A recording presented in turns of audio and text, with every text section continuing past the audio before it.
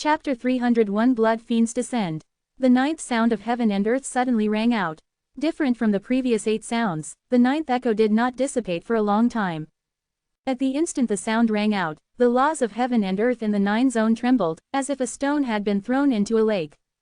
The laws interweaved, and signs of disorder appeared. Heaven realm experts and above could faintly see blurry laws appearing in the sky, circling the heavens like a huge net. At this moment, the laws were shaking. The opportunity Chuzan had been waiting for had finally arrived.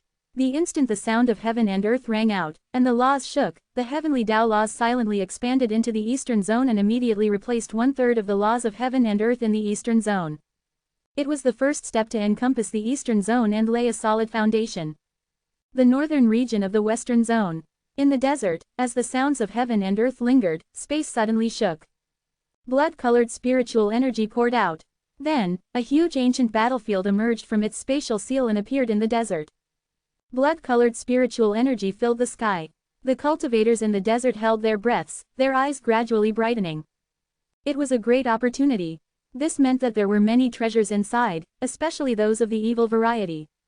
The blood-colored spiritual energy in the ancient battlefield was so thick that there was no shortage of such treasures. Moreover, their level must be very high. Even the divine realm experts were tempted. Swoosh! The cultivators all rushed toward the ancient battlefield like crazy. Some used their communication talismans to inform their family and friends, who hurried over to get a share or join forces to search for treasures. The news of the ancient battlefield in the northern region gradually spread. However, unlike the other cultivators, Rong Jiahao turned around and ran. He had witnessed the terror of the blood fiend race and realized that the ancient battlefield was not an opportunity but a disaster. It was a disaster for the entire western zone. Run! He had to run. Rong Jiahao ran away. He did not care about the shock and ridicule around him. No treasure was more important than his life. Experts swarmed to the ancient battlefield. Inside the ancient battlefield, the densely packed blood fiends were bare-chested. Their scarlet muscles bulged, and their ferocious faces were accentuated by their cold fangs. Our race will last forever. In the blood fiend race, a strong man with long fangs and a helmet on his head raised a long, blood-red saber in his hand and roared. He was the leader of the blood fiend race. The blood fiend king. Kill our way out and devour flesh and blood to strengthen our race. The 9 zones belong to our clan. All living creatures are our food. Roar, roar, roar. The roars echoed as the blood essence and the blood-colored spiritual energy surged out. The cultivators who were rushing to the ancient battlefield sensed that something was wrong. They slowed down and were bewildered. Boom! They saw a wave of blood surging toward them from the direction of the ancient battlefield. Everyone was shocked. When they took a closer look, they noticed that it was not a wave of blood. It was a sea of people that they had never seen before. Their upper bodies were scarlet red and his muscles were bulging. They looked extraordinarily strong. Not good. Run. The cultivators were terrified. They took out their communication talismans to warn others and quickly fled. However, it was too late. Kill them. The battle broke out. It was over soon. The smell of blood filled the air. Flesh and blood covered the area. The flesh and blood of countless warriors melted quickly and turned into more blood-colored spiritual energy. As the chi and blood essence of the cultivators waned, the strength of the blood fiends increased. A supreme realm expert was captured and brought before the blood fiend king. What kind of monster are you? How dare you offend the human race? The supreme realm expert said in a threatening tone. The blood fiend king looked down at him. The human race, the overlord of the 9 zones. Haha, that will soon change. From now on, the human race will be our food. The blood fiend king grabbed the cultivator and opened his ferocious mouth. As the terrified warrior watched, the blood fiend king bit his throat. His hands tore the cultivator's body apart. He really treated him as food. The expert's divine soul left his body and wanted to escape. However, under the blood fiend king grabbed him with one hand. The terrifying power of the blood fiend king melted his soul. The blood fiend race was not interested in souls. They were only interested in flesh and blood. The news of a strange race appearing in the northern region spread throughout the western zone, and that countless cultivators had died. Then came the news that this new race ate human flesh as food. The human cultivators of the western zone were furious. The experts of the major sects of the northern zone all moved out, and countless cultivators rushed to the desert. If you dare to slaughter the human race, then you must die. An angry roar came from the sky, and a Heaven Realm expert appeared. Boom! The powerful attack instantly crushed tens of thousands of blood fiends. Experts appeared one after another. With their powerful strength, they charged toward the blood fiends. Wherever they passed, countless blood fiends were crushed and killed. The blood fiends' aura then became denser and filled the entire desert. Our race is eternal. How dare a mere human talk about destroying our race? An expert of the blood fiend race appeared. A Heaven Realm expert. A great battle broke out. Human experts rushed over one after another. The entire desert became a battlefield. The surging blood-colored spiritual energy became denser as more and more blood fiends died. The human experts continued to rush over, and they had an absolute advantage in terms of strength. In the end, 3 peak Heaven Realm experts surrounded and killed the Blood Fiend King. Although the Blood Fiend King was powerful, he was still at a disadvantage when surrounded by 3 peak Heaven Realm experts. Boom! The Blood Fiend King exploded and died. The voice before his death echoed around them. I will return soon and kill all of you. The human experts did not care. With the fall of the Blood Fiend King, the other Blood Fiends were also besieged by the human cultivators.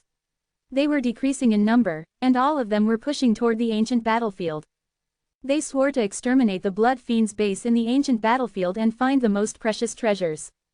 The human experts of the northern region crushed the Blood Fiends with absolute strength. They announced to the other races that the human race was still the undisputed overlord of the 9 zones. They began to enter the ancient battlefield. As they moved forward, they encountered the Blood Fiends and exterminated them as they went along. As they moved forward, they saw a huge blood lake. They were all shocked. How many creatures had died to form this blood lake? Some of the experts felt uneasy. Their instincts told them that something big was going to happen. Something seemed to be wrong with this ancient battlefield. Suddenly, an angry roar erupted from outside the ancient battlefield. I'm going to kill and eat all of you. Chapter 302 Immortal Blood Fiends. Behind them, outside the ancient battlefield, there were many blood fiends, and their leader was the very same Blood Fiend King that they had killed earlier. Now, he had returned much stronger than before, and he was now a half-step Divine Realm Blood Fiend. Each of these revived blood fiends seemed to be stronger. All of the cultivators felt a chill run down their spine. The blood fiends could resurrect themselves. At this moment, they recalled the news of those blood-colored freaks that could not be killed. I'll kill you and eat you. The Blood Fiend King charged over with a saber in his hand. Kill. The cultivators had solemn expressions. A few experts joined hands once again and charged towards the Blood Fiend King. This time, they had to destroy him and turn him into ashes. No traces could be left behind. Kill all of them and burn them into ashes. Don't give them a chance to revive. A great battle ensued. The cultivators of the northern region continued to rush over. Many of the experts who had received the news rushed over to help. A great number of blood fiends fell as well as a portion of the cultivators. The desert turned into a vicious battlefield, and the sand was dyed red with blood. The war lasted for several days, after which the cultivators burned the corpses of the blood fiends into ashes. With this, the cultivators of the northern region once again announced to the outside world that the human race should not be provoked. The ancient battlefield was completely plundered. The other cultivators who had been paying attention to the situation in the northern region all let out a sigh of relief. That foreign race was simply seeking its own destruction. They dared to provoke the human race. A few days later, news spread in the western zone, especially in the northern region, that the blood fiends would still be revived even if they were burned to ashes. Furthermore, they would fuse and become new blood fiends that were even stronger. However, countless people scoffed at this news. They had already been destroyed, so how could they be revived? To be able to be revived from a corpse was already extremely terrifying. If they could be revived even after they were turned into ashes, would they not be indestructible? How could there be such a terrifying existence? In the northern region's desolate desert, the blood-colored spiritual energy did not dissipate. In the blood lake in the ancient battlefield, a series of bubbles appeared, and the entire blood lake boiled. The blood-colored spiritual energy continued to condense and, soon, a blood-red figure appeared. It was the Blood Fiend King. At this moment, the Blood Fiend King's strength had increased once again. He had already reached the first level of the Divine Realm. He held the saber in his hand, and his ferocious and terrifying face and fangs emitted a cold gleam. I'm back again. Roar. An angry roar spread across the ancient battlefield. The blood lake continued to boil, and one blood-colored figure after another appeared. Each of them had the strength of a peak heaven realm cultivator. There were a total of 99 of them. They walked out of the blood lake and stepped into the desert. Looking at the sky full of blood-colored spiritual energy, they quietly waited for the appearance of the other blood fiends. In the desert, a blood-red figure appeared. It was a newly born blood fiend. His strength had become stronger. However, he did not have any memories before he died. He only had the related instincts that he had inherited after fusing, as well as a part of his emotions before he died. One by one, new blood fiends appeared. Their strength had doubled. Although their numbers had decreased, their overall strength had increased. Our race is eternal. The blood fiend king waved his saber and roared. Our race is eternal. The blood fiends roared. Outside the northern region's desert, space trembled and a mystic realm appeared. Short, sharp-eared people walked out of the mystic realm. Sky Ear race. They used to be a big race, but had now declined. The Sky Ear clan's talent lay in their special hearing. They could hear distant movements and hear the arrival of danger. The Sky Ear clan felt uneasy at this moment. Ever since the ninth sound of heaven and earth sounded, they had not been able to hear danger. Their race was able to survive because of their ability to hear danger, which helped them to avoid it. What's going on? Why do I feel uneasy? The Grand Elder of the Sky Ear race muttered to himself. Standing outside the mystic realm, he listened to the movements in the surroundings, but did not sense anything around them that might signal the arrival of danger. He waved his hand and grabbed a pair of young Sky Ear clan members from the mystic realm, saying, "Let's leave the northern region and find a safe place to hide." Since he felt uneasy, he decided to make preparations in advance. There was a reason why small races like these were able to survive for so long. After thinking for a while, the Sky Ear Grand Elder still felt uneasy. He felt that a pair was not enough. He grabbed a few more pairs and threw them in different directions. I hope that we can find a safe place and survive. Ancestor, please protect our race. The elder of the Sky Ear clan muttered to himself. After sending away the young juniors, the Sky Ear race would be safer. They would not be exterminated in one go. Just as the Grand Elder of the Sky Ear clan was about to return to the mystic realm, he heard a faint roar. Something did not seem right. The uneasiness in his heart grew stronger. He could not tell which direction the roar came from. In the distance, surging blood-colored spiritual energy soared into the sky. Moreover, it seemed to be heading in this direction. Danger! Everyone, come out, run! The Grand Elder of the Sky Ear race roared. Not only that, but he also took out a communication talisman. The Sky Ear race had used a treasure to buy it from the humans. He spread the news of the impending crisis to the surrounding small races. In order to survive, these small clans had already formed an alliance and were constantly exchanging information. The Sky Ear clan members came out of the mystic realm and began to flee. The surrounding small races also began to flee. Furthermore, the clever small races transmitted the news of the danger to the nearby human sects. Boom! The Blood Fiend army charged over. The small races with nowhere to run could only fight back, as a great battle erupted. Boom! The Sky Ear Grand Elder erupted with the power of a divine realm cultivator, as he began to open up a bloody path for his clansmen to escape. However, a powerful divine realm blood fiend rushed over. The ensuing battle between them ended very quickly. The Grand Elder of the Sky Ear race died, and he was devoured by the Blood Fiend King. When the nearby human sects received the message from the smaller races, they were stunned. Danger! Their first thought was the Blood Fiend race. However, how could it be possible? The Blood Fiend had been killed and turned into ashes.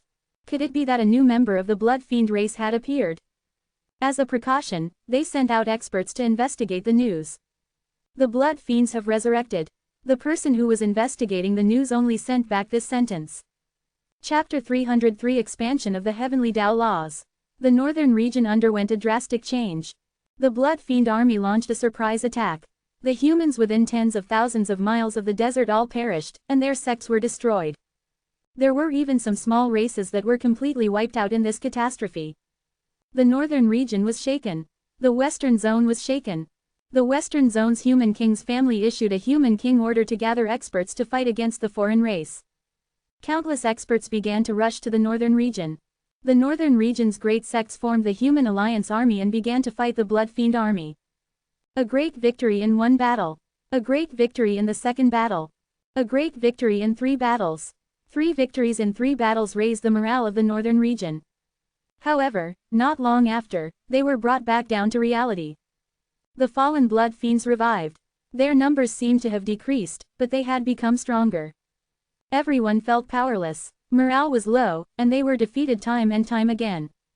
After the blood fiends obtained a great victory, their numbers began to increase. It seemed that new blood fiends were constantly being born.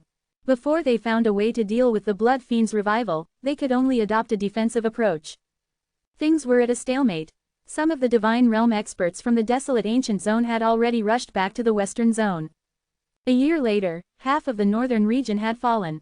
During this year, although the situation seemed to have stabilized, the human race had, in reality, been defeated. The territory the blood fiend race occupied grew larger and larger, and grew stronger and stronger after each defeat. Furthermore, new blood fiends were constantly being born. They needed to find a way to resolve this. The blood fiend race was also learning and improving. Chuzan realized that the blood fiend race was even more terrifying than he had imagined. Besides the northern region of the western zone, the other regions of the western zone would soon encounter their own ancient battlefields from which more blood fiends would descend. However, they currently did not realize this. The western zone could not be allowed to fall. Otherwise, it would hinder the heavenly Dao Talaman plan. Moreover, once the blood fiends completely controlled a region, it might affect the laws of heaven and earth of that state. Chuzan did not dare to gamble. After all, the great calamity was full of variables. Chuzan passed the news to the cultivators of the western zone, and especially to the human king's family. The news shocked them. The other regions would also be invaded by blood fiends. They hurriedly sent out teams to search for abnormal places that might lead to the ancient battlefield, and started to make preparations in advance. It was all thanks to the warning of a mysterious expert. Otherwise, the western zone would have been in danger if they had been caught off guard. The mysterious expert even gave them a suggestion, which was to set up a sealing formation around the opening of the ancient battlefields and to try their best to delay the blood fiend race's invasion. I am so close. Chuzan looked at the eastern region. He was so close to devouring the core of the laws of heaven and earth of the eastern region.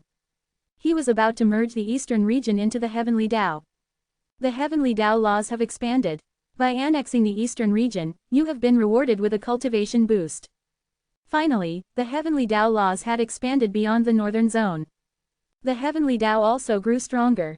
After completing the first step of his plan in the eastern zone, Chuzan's second target was the western zone. After all, the western zone was currently very dangerous. The power of the heavenly Dao began to spread, heading towards the western zone. They had to have other help. Chuzan had been paying attention to the situation in the western zone. Ding Yu and the disciples were already in the process of breaking through to the heaven realm. Then, Qin Ying was also in closed-door cultivation. He Yu was the same. In the Great Dao Communication Group, Yusu, who had not spoken much all this while, actually took the initiative to speak at this juncture. I don't know why, but my race's fate and mine have changed. Senior, do you have any answers for me? When Chuzan saw Yusu's question, his first thought was that the Netherworld race was going to be destroyed. Actually, rather than being destroyed, they were going to become ghosts. The fate of the Netherworld race was being carried by the ghost race. Yusu was most likely the only Dao realm expert left among them. The transformation of the ghost race naturally affected her as well. At present, she had two choices. She could either maintain her identity as a member of the Netherworld race, or she could adopt the identity of the ghost race. However, Yusu had no way of knowing that the changes in fate were brought about by the transformation of the Netherworld race. Even the Daoyuan realm experts like Hongyuan Chu did not know the secrets behind it. After all, they had never seen a race transform into another race. Your situation is most likely a sign that the Netherworld race of the 9 zones is about to be exterminated, Motu said. Yusu's expression changed. Hong Yuanchu said, the great Daoyuan calamity has already begun. It's a little hard to see what was happening. He was a little puzzled. He had a feeling that there was something amiss here. However, he was not overly worried about this. After all, this calamity would not affect Daoyuan realm cultivators. Moreover, humans were extremely powerful, so it would not be a problem for them to survive the great calamity. If they were really faced with a crisis, it would not be too late to act then. Chuzan felt that it was necessary to come out and pacify Yusu. At the same time, he would also deceive her into becoming a ghost.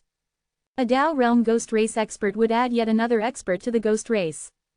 In any case, the netherworld race and the ghost race were very similar, and now that the latter carried the fate of the former, Yusu would have to accept it. Chapter 304. Scaring the Daoyuan realm experts. The great Daoyuan calamity was extraordinary, but it was not something that required the attention of the Daoyuan realm experts. After all, it did not affect them. However, Chuzan was trying to develop both the ghost race and Buddhist clan, so he had to keep them from noticing that anything was wrong. As such, he opted for the best distraction available. The great Daoyuan calamity is a small calamity. Fellow Taoist Hong, you can't see through because the great calamity has clouded your vision.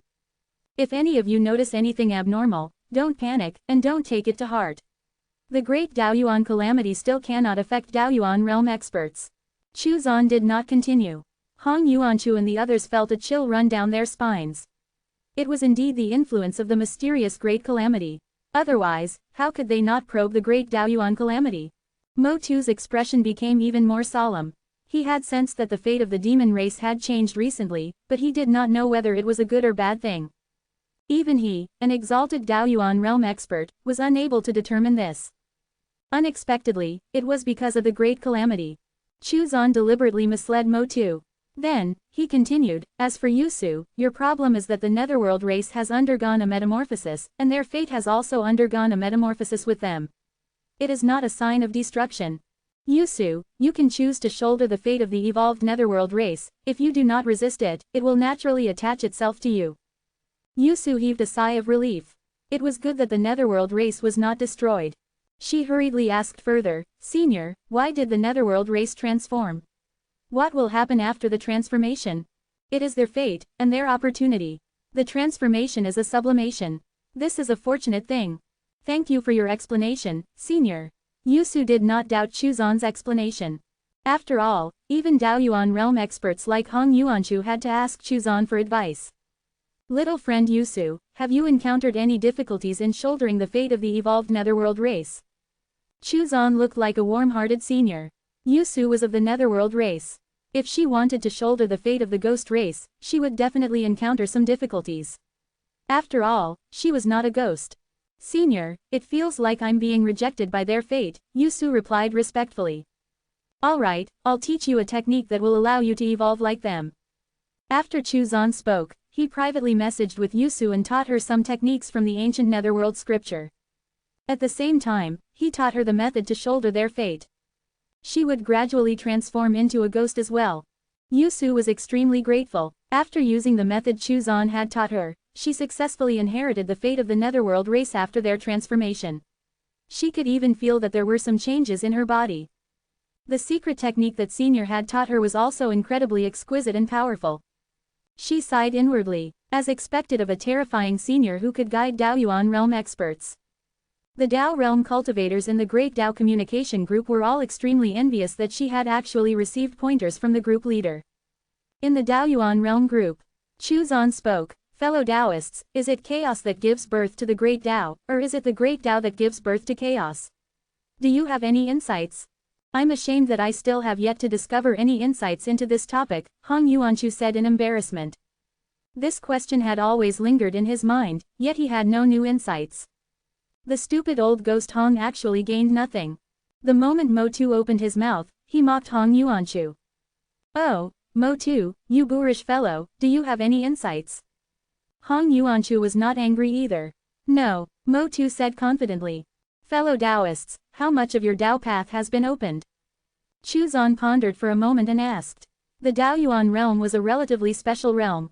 The strength of the Daoyuan realm cultivator depended on the strength of the Dao path he or she opened. How could one determine the strength of the Dao path? Naturally, the length, width, and stability of the Great Dao was the benchmark. In theory, the Daoyuan realm had no end. One could continue to open and develop their Dao path. Chuzan did not know the extent to which one could open up one's Dao path. Moreover, the Great Dao calamity was a calamity for Daoyuan realm cultivators. If they could not endure it, their Dao paths would collapse and fall. If they did, they would be able to continue opening up the Dao path.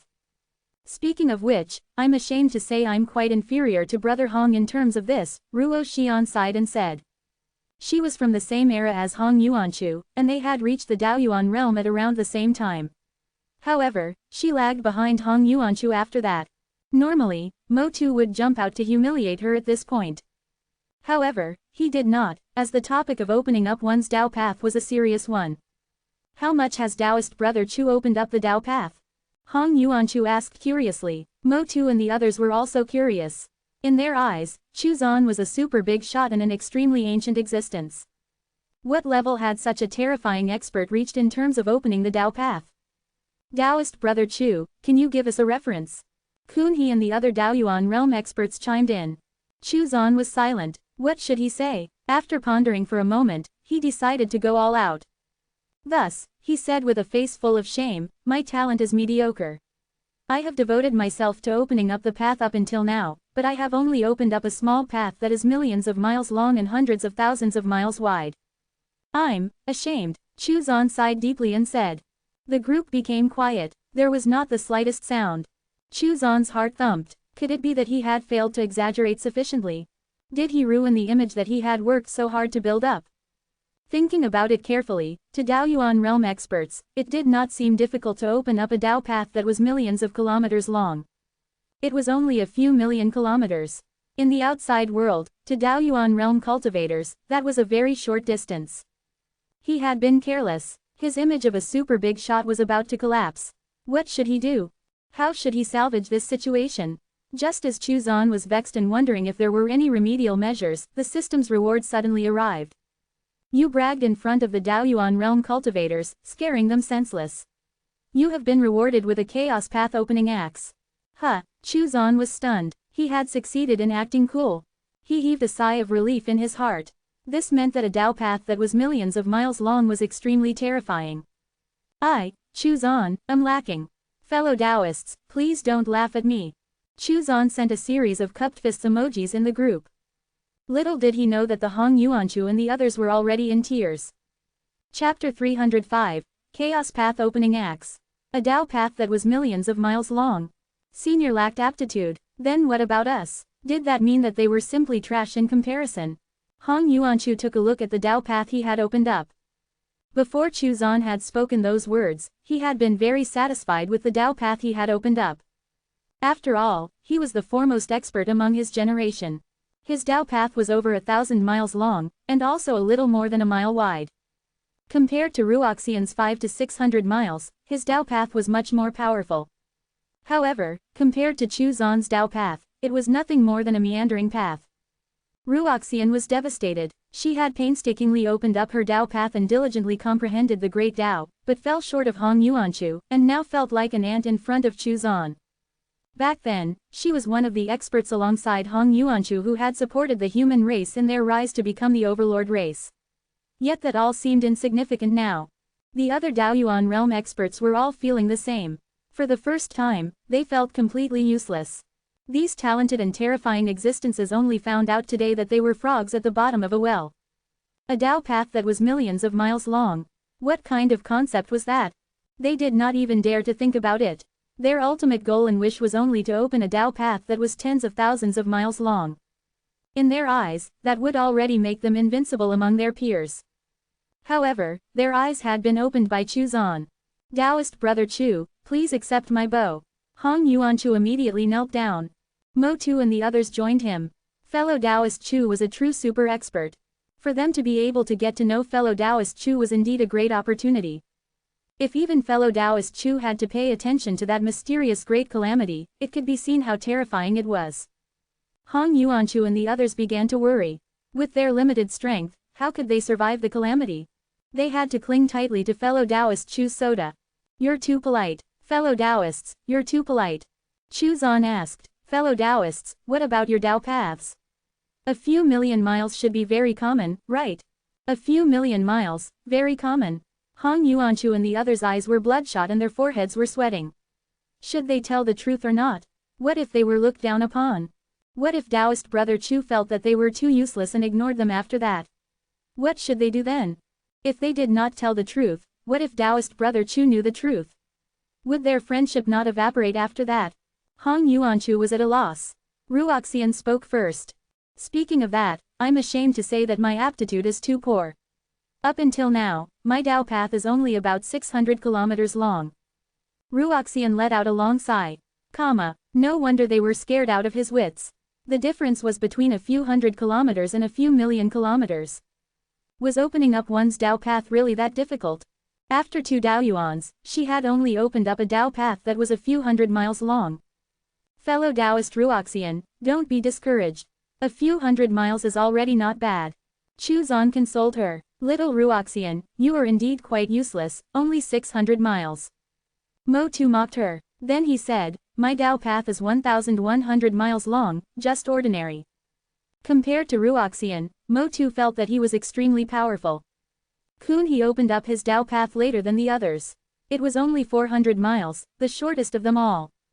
Hong Yuanchu's Dao path was 1,300 miles long, surpassing Mo Tu and the others. The Soaring Flood Dragon King and Mo Tu were similar. Mo Zan and the others' Dao paths were all around 800 to 900 miles long. Bing Luoxing's Dao path was 3,000 miles long. As for Huang Long, Gui Ran, and Yi Yujun, because they were creatures of the Great Dao, their Dao paths were special. It was based on how much power of the Great Dao they could use rather than the length and width of their Dao paths. Chu Zan sighed with emotion. Everyone had it hard, which encouraged them. How did Taoist brother Chu open his Dao path? Hong Yuanchu asked. For those who opened their Dao paths, the method they used was actually pretty much the same. The key was talent and comprehension, or whether they had any special path-opening treasures to assist them. Chu Zan smiled and said, opening the Dao path isn't difficult. I just use an axe. An axe? Hong Yuanchu and the others were all stunned. Was one's Dao path opened like this? Could it be that at that level, opening up one's Dao path was that easy? Or had they not comprehended the true meaning of opening up the Dao path? Hong Yuanchu and the others did not continue asking. After all, this was a secret.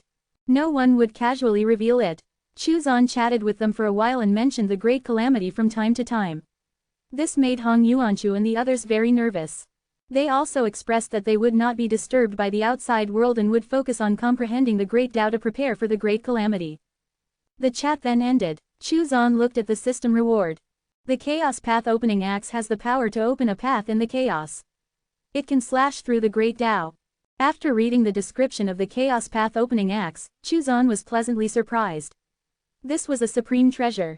A path-opening artifact. He could use the axe to open up a Dao path that was longer and wider. Moreover, it had a special function that could directly open a path in the chaos. Chu Zan had an idea. The Chaos Path Opening Axe, together with the Heaven-Splitting Brush and the Earth Creation Scripture, would be extremely useful.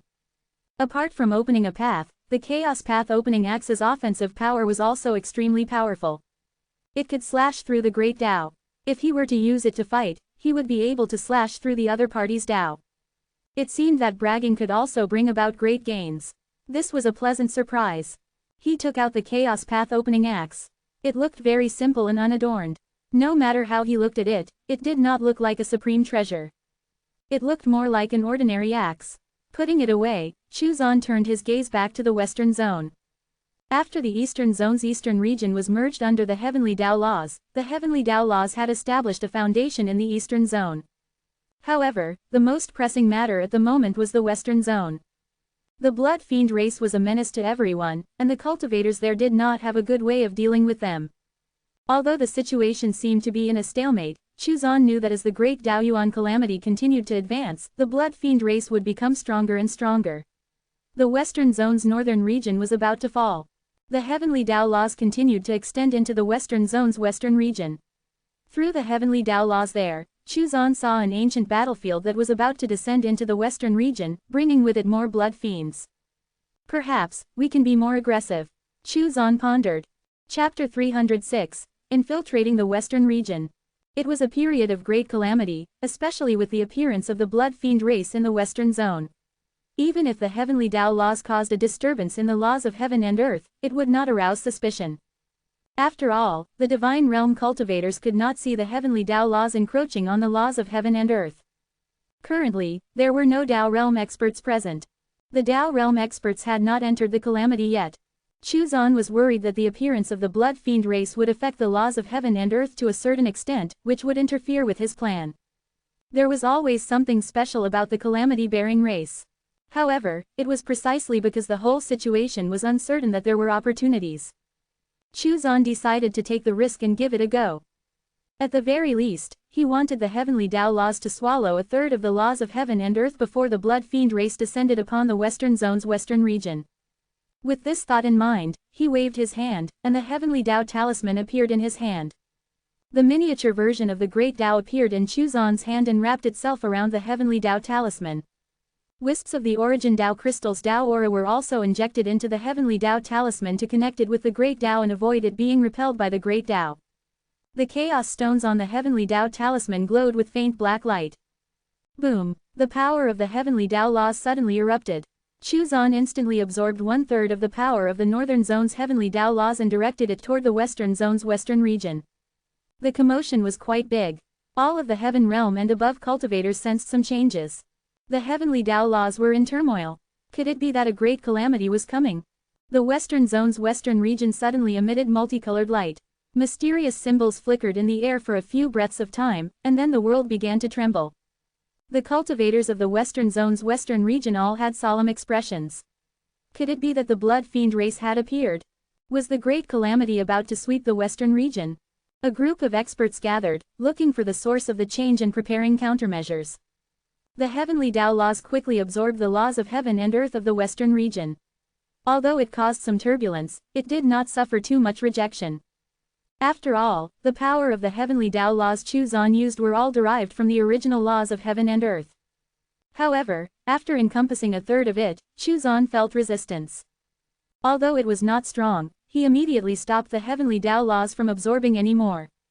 That resistance did not only come from the laws of heaven and earth, but also from the great Tao. Chuzan did not dare to continue. His plan would fall apart if the heavenly Tao laws were rejected by the great Tao. In any case, he had achieved his target. Chuzan let out a sigh of relief. Even if the situation in the western region developed too quickly, unless it was absolutely necessary, Chuzan did not want to directly intervene. After all, he did not want to stand out. He only wanted to stay in the courtyard peacefully. Chuzan took out the myriad heavenly mirror and connected it to the demon zone. He was considering whether or not he should speed up the process of converting the demon race into Buddhists.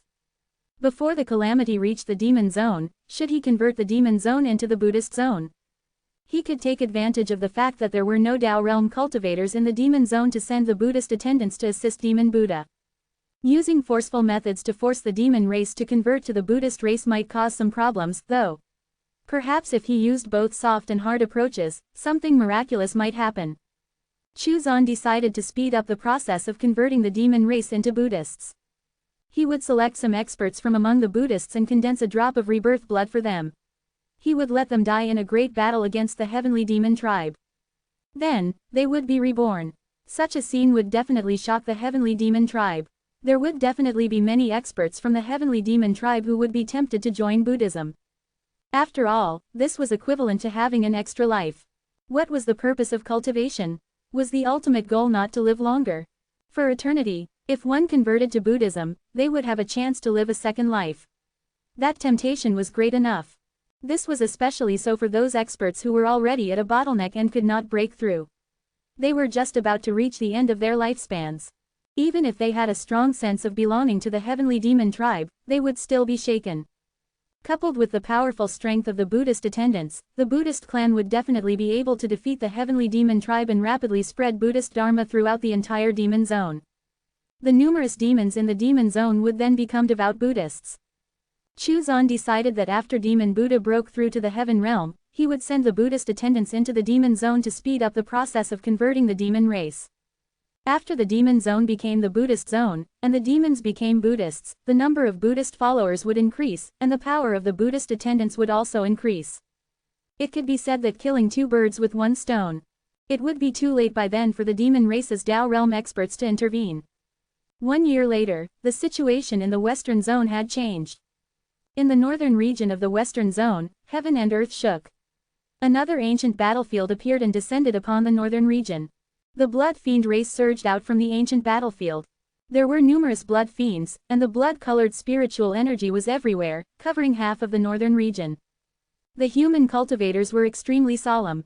They kept building formations in an attempt to stop the blood fiend race's invasion. Moreover, they kept searching for a way to deal with their ability to revive. So far, what could be confirmed was that the blood fiends needed the blood-colored spiritual energy to revive. In other words, if the blood-colored spiritual energy was purified, the blood fiends would not be able to revive. However, how could such a huge amount of blood-colored spiritual energy be purified? The artifact refiners, formation masters, and alchemists of the Western Zone researched day and night. They had come up with several kinds of purification artifacts and purification formation. However, the consumption was too great, which made them unsustainable. Other than the northern region, the other regions of the Western Zone were showing signs of the arrival of ancient battlefields. With the current methods they had available, it would take dozens of years to purify such a huge amount of blood-colored spiritual energy, and it would require them to gather the power of the entire Western Zone. Furthermore, the blood fiends would not sit idly by either. This was a true calamity. The human cultivators were on guard against the blood fiend race's invasion. Unexpectedly, the new blood fiends started to attack the other blood fiends. The internal strife should have been something to be happy about. However, no one was happy. Many blood fiends had died in the infighting, which meant that they would become stronger after being revived. The infighting did not make them weaker, but stronger instead. Amidst that, an even stronger blood fiend king was born, alongside a host of other strong blood fiends. The real threat was coming. Chapter 307. Almost lost my composure. The blood fiends were fighting and devouring each other. The first blood fiend king was fighting with the new blood fiend king. Roars shook the sky, and blood-colored spiritual energy overflowed everywhere. The human experts watched silently. Although they knew that if the blood fiends continued to fight, and more powerful experts would be born, they had no way to stop it. After all, it did not matter if they died at human hands or their own, they would still grow stronger. What they could do was to try their best to delay the blood fiend race's invasion. They needed time to find a solution. The infighting continued for a month, after which the blood fiends were unified, and they began their invasion. They broke through the humans' 12 great formations. The battle became more intense. The human race's territory continued to decrease, and countless people died. In contrast, the blood fiends were getting stronger and stronger. Retreat. The human experts began to issue evacuation orders. All the ordinary people, or warriors below the Emperor realm, young women and children, began to retreat. The Human King's GU family of the Western Zone issued the Human King order. A month later, the current head of the GU family died in battle. Countless ordinary people and cultivators below the Emperor realm who could not evacuate in time all fell into the hands of the blood fiends. They were kept in captivity. They were kept as food. The warriors from the other zones began to enter the Western Zone to provide support. Chuzan saw the tragic situation of the northern region through the heavenly Tao talisman. His heart wavered. He had wanted to intervene several times. Looking at the women and children who were kept in captivity being devoured by the blood fiends as food from time to time unsettled him. Sir, why do I feel that you are anxious? Do you want to go out to relax? Su Shaner asked happily. She had never seen Chuzan go out. From the moment she came to this small courtyard, he had never left. Chuzan was shocked. He hurriedly calmed himself down and turned his attention away. He cursed inwardly. He had almost lost his composure. The system must have tempted him. He almost lost his record. Go out. Isn't this place perfectly fine? Chuzan denied that he wanted to go out. Calm down. He had to calm down. He had to maintain his composure and push forward with the heavenly Tao talisman plan. Stay steady, Chuzan kept reminding himself. Chuzan stabilized his state of mind and began to cultivate. He turned his attention away from the heavenly Tao talisman and allowed it to slowly devour the laws of heaven and earth. Sir, I'm about to break through to the heaven realm. Su Shaner tugged his arm and smiled. It had only been a short while and she was about to break through to the heaven realm. This was a realm that countless cultivators would never reach in their lifetime.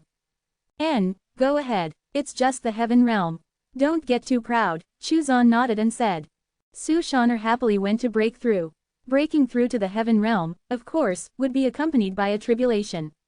However, for Su Shaner, passing through the tribulation was not difficult at all, so there was no need to pay too much attention to it. Chuzan continued to cultivate and no longer paid attention to what was going on elsewhere. Stabilizing his state of mind was the most important thing.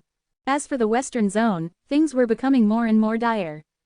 Reinforcements had just arrived in the northern region not long ago. However, in the Western Zone's southern region, an ancient battlefield had also appeared, and with it the Blood Fiend race. Fortunately, the Western Zone's southern region had made preparations beforehand. They temporarily sealed the Blood Fiend within the ancient battlefield. However, no one was sure how long the seal could be maintained. The humans in the northern region migrated in large numbers. Countless cultivators below the Emperor realm, as well as women and children, retreated and fled from the northern region. More than 10 million cultivators had fallen in the northern region. More than half of the northern region was encompassed by the blood-colored spiritual energy that could not be dispersed. Even the laws of heaven and earth seemed to be stained with blood. More than half a year later. Boom! In the western region's northern region, countless cultivators wept. Many people's eyes were filled with despair. A divine realm expert of the human race had fallen. The GU family's Grand Elder, a 5th-level divine realm expert who fought against the Blood Fiend King, had fallen. The fall of the human race's divine realm expert also heralded the fall of the northern region. Not long after the fall of the GU family's Grand Elder, the northern region descended into chaos. The fate of the humans in the northern region was uncertain. It was as if they had lost something. At this moment, it was as if they could never return to their homeland. It was also on this day that the number 1 genius of the northern region had fallen in battle against the Blood Fiends. Despair filled the northern region's humans. Many of the small races in the northern region were completely wiped out by this great calamity. The remaining ones left the northern region with the human race. They also joined the team that was researching how to deal with the Blood Fiend's ability to revive. Chuzan sighed. The son of fate of the Western Zone's northern region had died. The Western Zone's northern region's fate had changed, and it would be shouldered by the Blood Fiend race. As expected, the laws of heaven and earth would change as well. Chuzan could not help but feel fortunate that he had laid a foundation in the western region of the Western Zone in advance. The Blood Fiend race was a calamity-bearing race, so they naturally had some special fate. Children of fate would also perish in this great calamity. After all, the 9 zones were so vast, and there were many children of fate. Those who could rise up in the calamity were only a few. Your maidservant, Su Shaner, has broken through to the heaven realm. You have been rewarded with a lump of chaotic energy. The system's reward suddenly came, but Chuzan was not surprised by this. After breaking through to the heaven realm, Su Shaner could not sit still anymore. Sir, I want to go back to the Su family. After breaking through, her confidence increased greatly. She decided that it was time to go back to the Su family and mess with the Su family once again. The opening of the Asura ancient land had provided her with a brief outlet to vent her anger. However, there were still some people who had yet to be punished. Go, Chuzan nodded. Sir, I'll be back soon. Su Shaner was overjoyed. She immediately bade farewell to Chu Yun and left the Chu family's territory. The northern region of the Western Zone had fallen. Countless humans who failed to flee in time became food for the Blood Fiends. The cultivators of the Western Zone began to frantically build defenses to prevent the Blood Fiend race's invasion from progressing any further. The Eastern Zone and Southern Zone sent cultivators to the Western Zone to support them. The Western Zone was just the beginning. The other zones would soon also face the same calamity. Thus, there were not many cultivators who came to provide support. They were all preparing to defend their own zones. Chapter 308. Ghost Transformation. The moment the northern region fell, the divine realm experts of the major forces in the Western Zone began to return to their respective regions. The great Daoyuan calamity had arrived. Were those strange lights in the desolate ancient zone and those precious treasures also the beginning of the great Daoyuan calamity? Ren Cheng still had not fully covered the outer area of the desolate ancient zone. Chuzan could not help but sigh. The desolate ancient zone was so vast and had so many secret places. After the Blood Fiend race occupied the northern region of the Western Zone, they did not continue their invasion. It seemed like they had entered a period of rest. This also gave the Western Zone's cultivators a chance to catch their breath. The warriors of the southern region of the Western Zone had solemn expressions. They paid more and more attention to the Blood Fiend race that was sealed inside the ancient battlefield, setting up even more layers of formations. A newly developed purification formation had also been set up to try to purify the blood-colored spiritual energy. Your disciple, Ding Yu, has broken through to the heaven realm. You have been rewarded with a lump of chaotic energy. Chuzan continued to cultivate. As the amount of chaotic energy he had increased, the speed at which his Tao principles were refined increased. Now that he had reached the 10th level of the Tao realm, he was only 26 levels away from reaching the Daoyuan realm, after which he would have the confidence to bypass the Great Daoyuan calamity and withstand the subsequent Great Dao calamity. The northern region of the Western Zone. The whole region was filled with faint blood-colored spiritual energy. The plants were affected by the blood-colored spiritual energy, and some changes occurred. Faint blood-red lines appeared on the edge of the leaves. The northern region had fallen, and countless human cultivators had fallen. However, many of them had escaped with their souls, whether whole or in part. As their bodies had been destroyed, and only their souls were left, they had no hope of recovering. They had to take possession of the body or find a way to reincarnate. It was not easy to condense a physical body. It required a lot of resources, as well as an opportunity. These souls were wandering or hiding in the northern region. The blood fiends were not interested in souls, which was why these cultivators had escaped, and why these souls remained in the northern region. The blood-colored spiritual energy in the northern region was plentiful. They believed that it would give birth to spiritual medicines that might allow them to restore their bodies. Some were even looking for a possibility to possess the blood fiends, or refine the blood fiends to restore their bodies. The bodies of blood fiends were very powerful and special, which tempted them. A white-haired, long-bearded elder appeared in the northern region like an illusion. He was shocked when he saw the state of the northern region and the retreat of the human race, which used to be the dominant race. The elder was not a divine soul, but he had an illusory body. Netherworld race. A gloomy figure suddenly appeared and blocked the elder. Ghost King Fengdu, become a member of our ghost race. Now, you're the only one left from the Netherworld race. Can you make the Netherworld race stronger? Ghost King Fengdu glanced at the northern region and said, you've seen it too. The Great Daoyuan calamity has already started. If the human race is like this, how can the Netherworld race survive the Great Calamity? Only by turning into ghosts can we find a path to survival.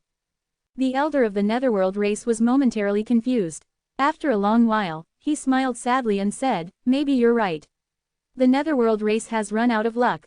He looked up at the sky and sighed. Then, I'll turn into a ghost. Ghost King Fengdu waved his hand and pulled the old man into the Fengdu mystic realm. The old man did not resist. He was willing to turn into a ghost. The last of the Netherworld race was finally going to turn into a ghost. From now on, the ghost race would bear the fate of the Netherworld race. Moreover, in the Great Daoyuan calamity, they would fight for the fate of the ghost race. The ghost race would become the terrifying race in the 9 zones. Suddenly, Ghost King Fengdu's expression changed as he looked in a certain direction. His figure turned illusory and disappeared on the spot. On a desolate mountain, a few human divine souls were gathered together. On the ground in front of them was an Emperor Realm blood fiend. The few human divine souls were all Heaven Realm experts. Their bodies had been destroyed, and their divine souls had luckily escaped. Let's give it a try. If we succeed, there might be a way out, one of them gritted his teeth and said. Cowards, let me do it. One of the souls raised his hand, and his spiritual power surged, and the fire of his divine soul started to burn the blood fiend. The Emperor Realm blood fiend naturally could not resist the refining of a Heaven Realm divine soul. Soon, it was refined into a ball of blood-colored spiritual energy. The baleful aura is too heavy. We must purify it, another soul spoke. After that, he took out a pearl and threw it into the blood-colored spiritual energy. Chi-chi. The blood-colored spiritual energy ball emitted chi-chi sounds as waves of the gloomy baleful aura rippled. After a long while, the baleful aura of the blood-colored spiritual energy ball was purified. The pearl had also shrunk by a third. The divine soul had a pained expression on his face. The consumption of the purification process is too great. We will have to find a more efficient purification method. The divine soul holding the blood-colored spiritual energy ball started to absorb the energy into his divine soul. Keep an eye on me. We have to act in time. Don't worry, we're watching. The others all had solemn expressions. Whether or not they could refine the body of the blood fiend and restore their bodies depended on this. After the blood-colored energy was absorbed into his divine soul, wisps of flesh and blood started to appear around the divine soul. Everyone was happy. This method was feasible. Then, not long after, the divine soul, which had just recovered less than 1/10 of his body, suddenly screamed. Something's wrong. It's corroding my divine soul. The divine soul's fire burned, trying to burn the body condensed by the blood-colored spiritual energy. However, the divine soul's fire was ineffective, and even showed signs of weakening. The others took action one after another. In the end, they could not peel off the new flesh and blood.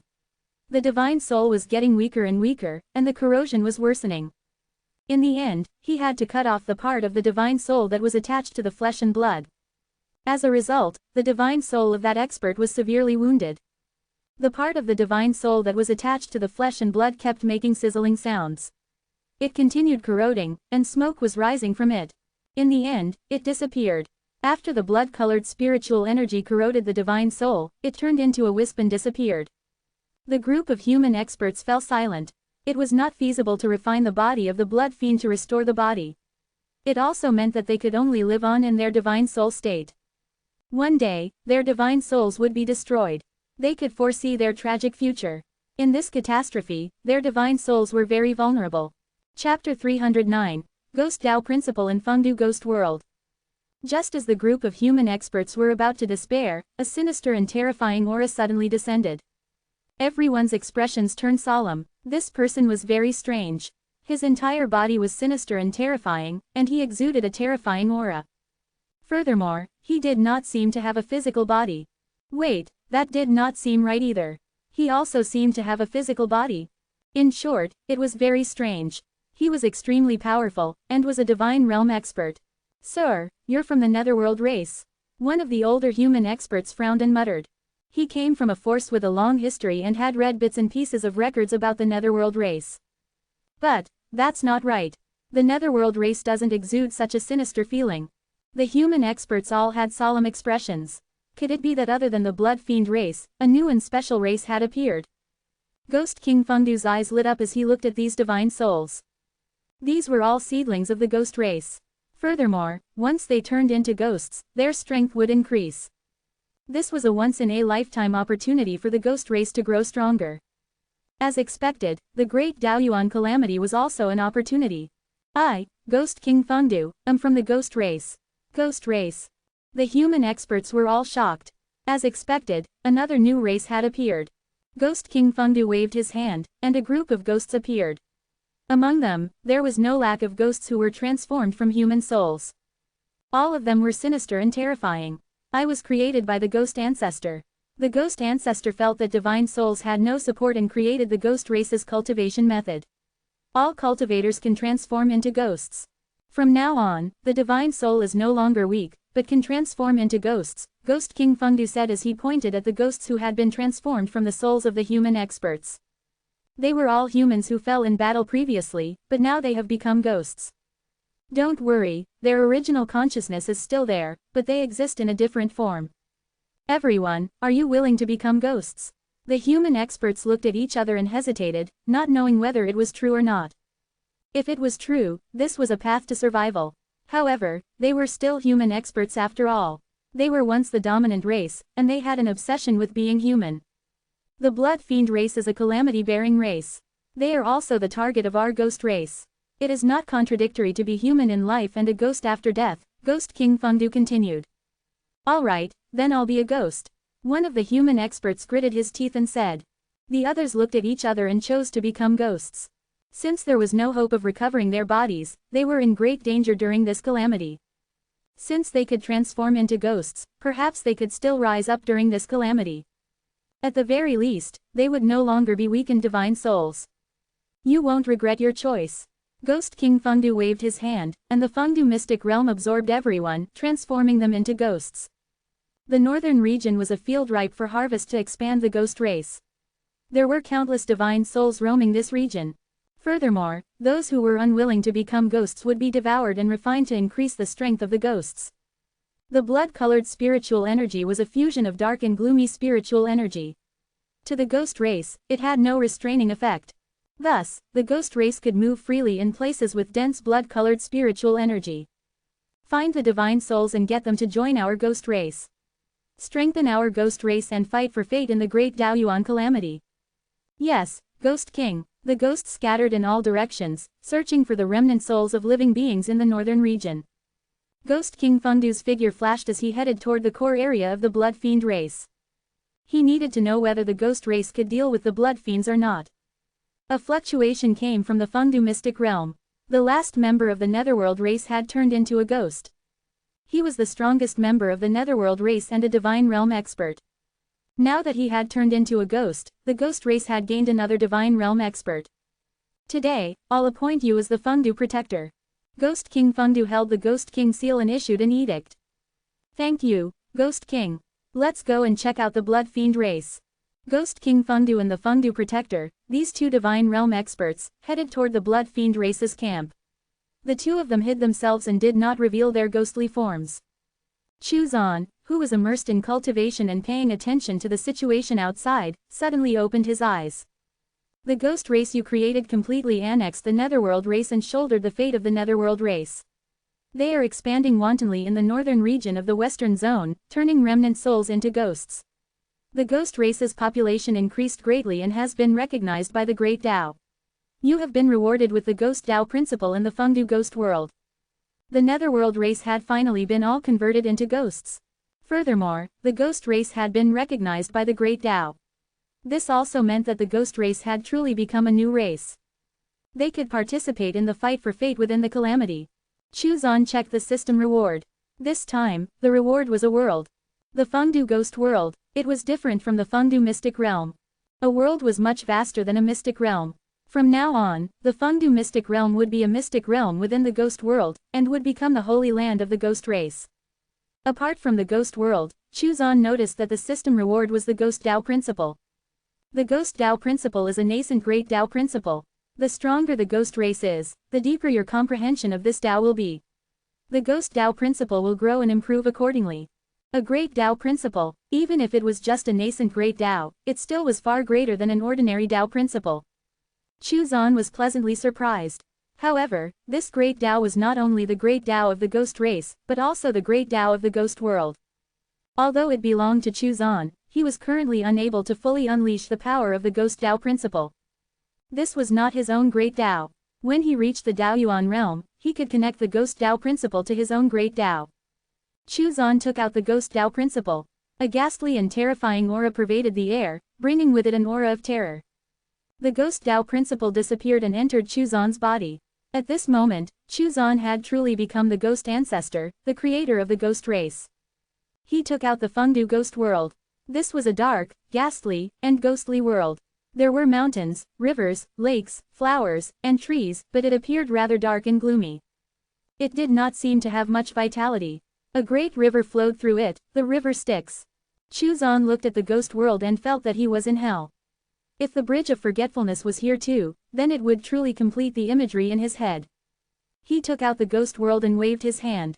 The ghost world and the miniature world in the pocket dimension were adjacent, but they were not completely connected. Instead, there were entrances and exits. To enter and exit the ghost world, one had to reach a certain level of cultivation. In addition, one needed a special method to enter and exit the ghost world.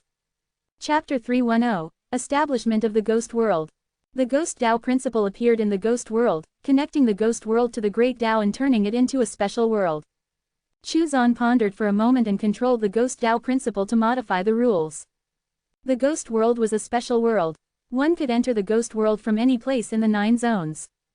Chuzan's plan was that, after a living creature died, its consciousness or soul would be sucked into the ghost world by the Ghost Tao principle, turning it into a ghost. This required a process. The consciousness or soul of the living creature that entered would first undergo a baptism inside the river of Styx. Under the river of Styx's erosion, it would become a ghost. If it could resist the river of Styx's erosion for a certain amount of time, it would retain its original memories. After all, this world belonged to the strong. The strong ultimately had some privileges. Wherever the Great Tao was, any living creature would enter the ghost world after death. Furthermore, the ghost race could depart from the ghost world and go to any zone. This was Chuzan's goal for the development of the ghost world. However, the current ghost world would not be able to accomplish this. Only when the Ghost Tao principle developed and obtained the approval of the Great Tao could it be realized. Although it was impossible for living beings to be sucked into the ghost world after they died, it was still possible for the members of the ghost race to freely enter and leave the ghost world in the land of the 9 zones. After Chuzan set some of the basic rules of the ghost world, he directly sent a message to Yuer, asking her to bring the members of the ghost race into the ghost world to cultivate and comprehend the Ghost Tao principle.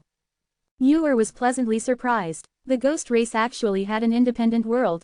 She happily brought her subordinates into the ghost world. After sensing the rich ghostly spiritual energy and the geography of the ghost world, she became even more ecstatic. She felt extremely comfortable. This world was completely created for the ghost race. A world that belonged to the ghost race. Chu Pingfan was also dragged in by her. The one who entered was Chu Pingfan's soul. His physical body was temporarily unable to enter. After all, the ghost Tao principle was not perfect enough. Chu Pingfan did not feel good about the environment of the ghost world. It was gloomy and depressing. After staying for a while, he left the ghost world. Chu Zan contacted Ghost King Fengdu and asked him to lead his subordinates into the ghost world and build a city there. The Fengdu mystic realm stayed in the ghost world and became the core holy land of the ghost clan. He wanted them to comprehend more of the ghost Tao principle. Those who had not completely transformed into ghosts could enter the river of Styx in the ghost world to undergo the cleansing and transformation. With the strength of these souls, they would not lose their original memories. Chu Zan's settings for the cleansing power of the river of Styx were not very strong. Emperor realm cultivators would be able to retain their memories. The ghost race started to build Fengdu City in the ghost world. They worked hard to cultivate and comprehend the ghost Tao principle. They suddenly realized that cultivating in the ghost world increased their cultivation speed very quickly, and their comprehension of the ghost Tao principle also skyrocketed. They immediately comprehended some of the ghost race's unique skills and abilities. With the ghost world as their base, they could enter the 9 zones at any time. The ghost race could truly appear and disappear like ghosts. If they could not beat their opponents, they could escape. However, entering and leaving the ghost world still took time. If they did not have enough time, and if the enemy's strength far surpassed them, they would be killed before entering the ghost world. In fact, as the ghost race became more and more active in the 9 zones, over time, people would naturally create some secret techniques to specifically target the characteristics of the ghost race. However, that was something for the future. For now, the ghost race had a huge advantage. As the ghost race increased their numbers, cultivated in the ghost world, and comprehended the ghost Tao principle, Chu Zan could sense the growth of the ghost Tao principle. It was very tiny, almost negligible, but as the ghost race slowly grew stronger, and gained more and more experts, and fought for fate amidst the calamity, it would continue to grow. The ghost world was not in its final form yet, and had plenty of room for expansion and improvement. As the ghost Tao principle grew stronger, it would slowly expand. As the ghost race built Fengdu City in the ghost realm, a portion of them would occasionally leave the ghost world and head to the northern region of the western zone to recruit the remnant souls of the fallen living beings. Later on, not only did the remnant souls of the fallen humans enter the ghost world, but also the remnant souls of some small races. Different races cultivating the ghost Tao principle would have different comprehensions and even different ghostly techniques. For the time being, the ghost race had a great advantage. The development of the ghost race could be considered to be on the right path, so Chu Zan did not need to worry about it. As the great Daoyuan calamity developed, the ghost race would expand and grow as more living beings died. Chu Zan continued to cultivate to stabilize his state of mind so that he would not be disturbed by the great Daoyuan calamity. Half a year later, your disciple, Wang Luo, has broken through to the heaven realm. You have been rewarded with a lump of chaotic energy. Wang Luo had broken through to the heaven realm. After the breakthrough, Wang Luo started to refine formation and restriction pills to prepare for the battle against the blood fiend race and to fight for fate amidst the calamity. Another half a year later, Demon Buddha broke through to the heaven realm. Chu Zan had accumulated a lot of chaotic energy, so the refinement of his Tao principles was getting faster and faster.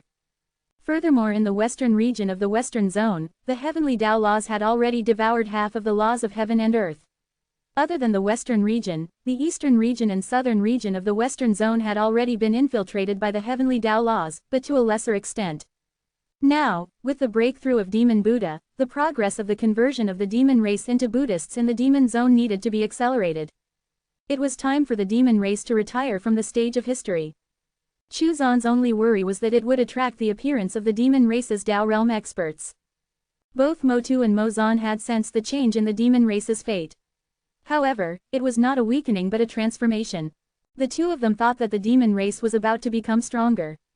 If the demon race converted to Buddhism, the two of them would definitely suspect that something had happened to the demon race.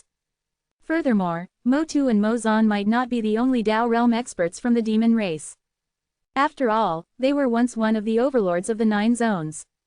Now that they were at the early stages of the great Daoyuan calamity, it was the best time to convert the demon race into Buddhists. At this stage, it was unlikely that Tao realm experts would appear.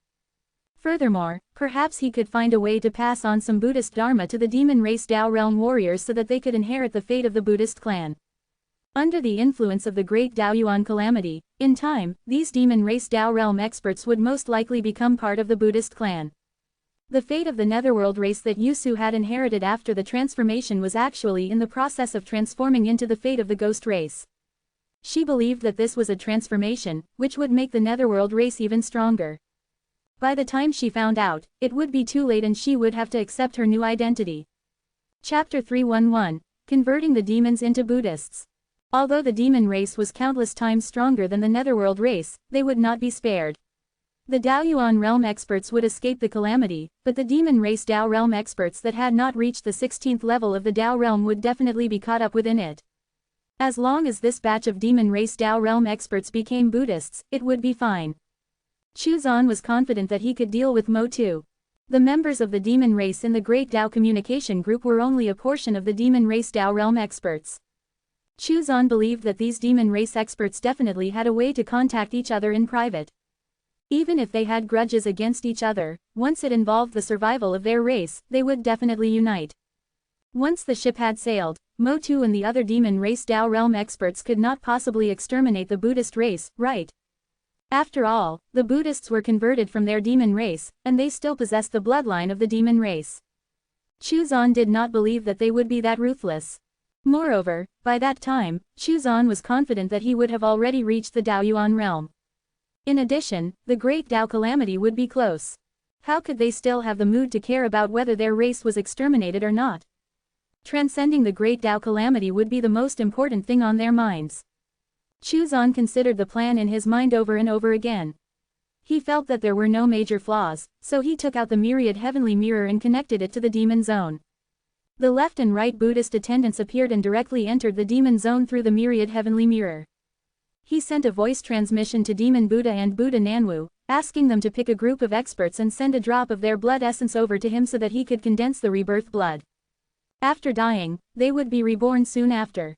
Their strength and talent would not be the slightest bit different. It would be strange if the experts of the heavenly demon tribe were not tempted by this, especially the geniuses who were stuck at bottlenecks, the experts who were nearing the end of their lifespans, and the countless ordinary heavenly demon tribe members. There would definitely be a large group of people who would convert to Buddhism. Using both soft and hard methods, using powerful strength to intimidate them, and using the special method of rebirth to entice them. Who could withstand it? Chuzan was very confident in his own methods. Heavenly Demon Tribe. All of the upper echelons of the Heavenly Demon Tribe had gathered together with solemn expressions. They had already obtained information about the Blood Fiend race in the northern region of the Western Zone. The terror of the Blood Fiend race was clear for all to see. They could not be killed, nor could they be exterminated. The more they were killed, the stronger they became. There was practically no solution. Even the human race had been defeated again and again. They did not delude themselves into thinking that the Heavenly Demon Tribe could do better than the human race. In terms of strength, the Heavenly Demon Tribe was undeniably weaker than the human race. Otherwise, the 5 regions would not be occupied by the human race. The sudden arrival of the Blood Fiend race also meant that the Great Calamity had begun. The Heavenly Demon Tribe had to prepare for the calamity and study how to deal with the Blood Fiend race. The Buddhists are attacking. Suddenly, the news of the Buddhists' attack arrived. The upper echelons of the Heavenly Demon Tribe were all furious. The Buddhists deserve to be killed. Destroy the Buddhists. Destroy that group of bald heads. The Heavenly Demon Tribe's experts appeared one after another. More than 20 eminent Buddhist monks pressed their palms together. Evildoer, put down the butcher's knife and convert to Buddhism. Wash away your sins. How dare you speak to me like that? You are also a demon. Amitabha Buddha, this penniless monk has transcended the mortal world and converted to Buddhism. I am a Buddhist monk. Since you all want to die, I will fulfill your wish. This penniless monk devotes himself to Buddhism and is blessed by Buddha. Demons and monsters cannot kill me.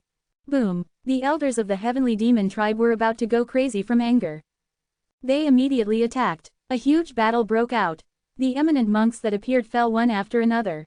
They won't die. They are under the protection of Buddha. Let's see if you'll die or not. All of the Buddhist experts who had come to provoke them died. The elders of the heavenly demon tribe had just returned and were about to discuss the matter of attacking the Buddhist clan. Suddenly, someone came to report with a shocked expression. The bald men who had fallen had all been resurrected. They looked at them with smiles on their faces, saying that only by cultivating Buddhism and wholeheartedly following Buddha, with the protection of Buddha, could one be indestructible. The elders of the heavenly demon tribe were extremely shocked. When they saw the resurrected bald heads leave with a smile, they were all dumbfounded. Another blood fiend race. Within the heavenly demon tribe, many people's eyes flickered, and no one knew what they were thinking. 3 days later, Buddhist light enveloped the heavenly demon tribe's city. 2 enormous golden figures sat cross-legged in midair, chanting scriptures. Buddhist light swirled around them, and many of the heavenly demon tribe members in the city could not help but kneel on the ground. The elders of the heavenly demon tribe were shocked. How was this possible? Tao realm, that was the realm of the demon kings. How could the Buddhist clan have such experts? The demon race was finished. It was also on this day that countless heavenly demon tribe members shone with Buddhist light. Their hands were clasped together, and they looked incomparably pious. This included many well-known elites of the heavenly demon tribe, as well as some experts of the older generation who had been famous for a long time. There were many elders of the heavenly demon tribe among them. Seeing this scene, the elders of the heavenly demon tribe knew that the infiltration of the Buddhist clan had already begun. Not many people could resist the temptation of being able to live longer after converting to Buddhism, as well as the temptation of being able to be reborn after death. The demon zone was about to fall. Run! Tears flowed down the eyes of the heavenly demon tribe elder as he led some of the staunch believers of the demon race and some of the demon race's geniuses to escape into a secret realm. He never thought that there would be a day when he would need to use this secret realm. This was the trump card left behind by the demon king back then. When the demon race was facing a great crisis, it would allow them to escape with a slim chance of survival. Who would have thought that they would actually use it now? Our demon race will not be destroyed. These traitors, when the demon kings return, we will find them to settle the score. The heavenly demon tribe elder gnashed his teeth as he spoke. The Buddhists began to roam the demon zone, converting one demon after another. The entire demon zone would become a Buddhist zone, full of devout Buddhists. In the Daoyuan group, Motu and Mozan were in a mess. They felt that something was wrong with the demon race. They felt uneasy and could not help but ask Chuzan for advice. Taoist brother Chu, I've been feeling that something is wrong recently. The fate of the demon race seems to have taken a turn for the worse. What exactly is going on? With the great Daoyuan calamity, the spiritual energy dynamics of the 9 zones were in a mess. Even the Daoyuan realm experts were unable to observe what was going on in the 9 zones specifically. Here it comes. Chuzan's spirit was roused. It was time to deceive them. Fellow Taoist Motu, this is the calamity of the heart. You have been affected by the great calamity. Chuzan said solemnly, perhaps the demon race's fate is undergoing a transformation in order to deal with the great calamity. The spiritual energy dynamics of the great calamity has affected demon race experts like you, which is why such a situation occurred. Motu and Mozan were apprehensive. The spiritual energy chaos of the great calamity had affected them. Taoist brother Chu, what should we do then? The expressions of the Daoyuan realm experts like Hong Yuan also became solemn. Although the great calamity had not affected them, it had already affected the demon race. It seemed that it would affect them sooner or later. Stabilize your Tao heart and don't be disturbed. As the spiritual energy chaos of the great calamity affects you and the others further, you might even be shown an illusion that your race has been exterminated. Chuzan began to scare the two. Other than the Motu and Mozan, all of the Daoyuan realm cultivators must stabilize their Tao hearts and not be disturbed by the outside world. Otherwise, you will suffer the same fate. Chapter 312. Deceiving Motu. Motu and Mozan were truly frightened. They were secretly unwilling. The human race was so strong, why did this calamity not affect that old ghost, Hong Yuanchu? Why did it target the demon race first? Taoist brother Chu, the Tao realm cultivators are also affected by this calamity. They thought that the mysterious great calamity was only targeted at Daoyuan realm cultivators. Chuzan chuckled and said, even Daoyuan realm cultivators are in danger of having their Tao destroyed, let alone Tao realm cultivators. Fellow Taoist Motu, this calamity is a calamity for all living beings, and Daoyuan realm cultivators are also in danger of dying. It's such a calamity, Hong Yuanchu could no longer sit still. If we are not careful in this calamity, all living beings will perish. We must be careful. Chu Zan said solemnly, fellow Taoist Mo Tu and Mo Zan, since the demon race has already been affected by the chaotic spiritual energy of the calamity and is undergoing a transformation, we must restrain our fellow clansmen above the Tao realm. You should try your best not to be disturbed by the outside world and not to enter the calamity. Once you enter the calamity, the demon race will become the first race to face the calamity. You will also be the first batch of people to enter the calamity. The first batch of people to enter the calamity will almost certainly be wiped out. Therefore, you must stabilize your state of mind. As long as you pass this calamity of the heart, the initial crisis will be over. It will be beneficial for you to pass the calamity in the future. The expressions of Mo Tu and Mo Zan were extremely solemn. They naturally did not doubt Chu Zan's words.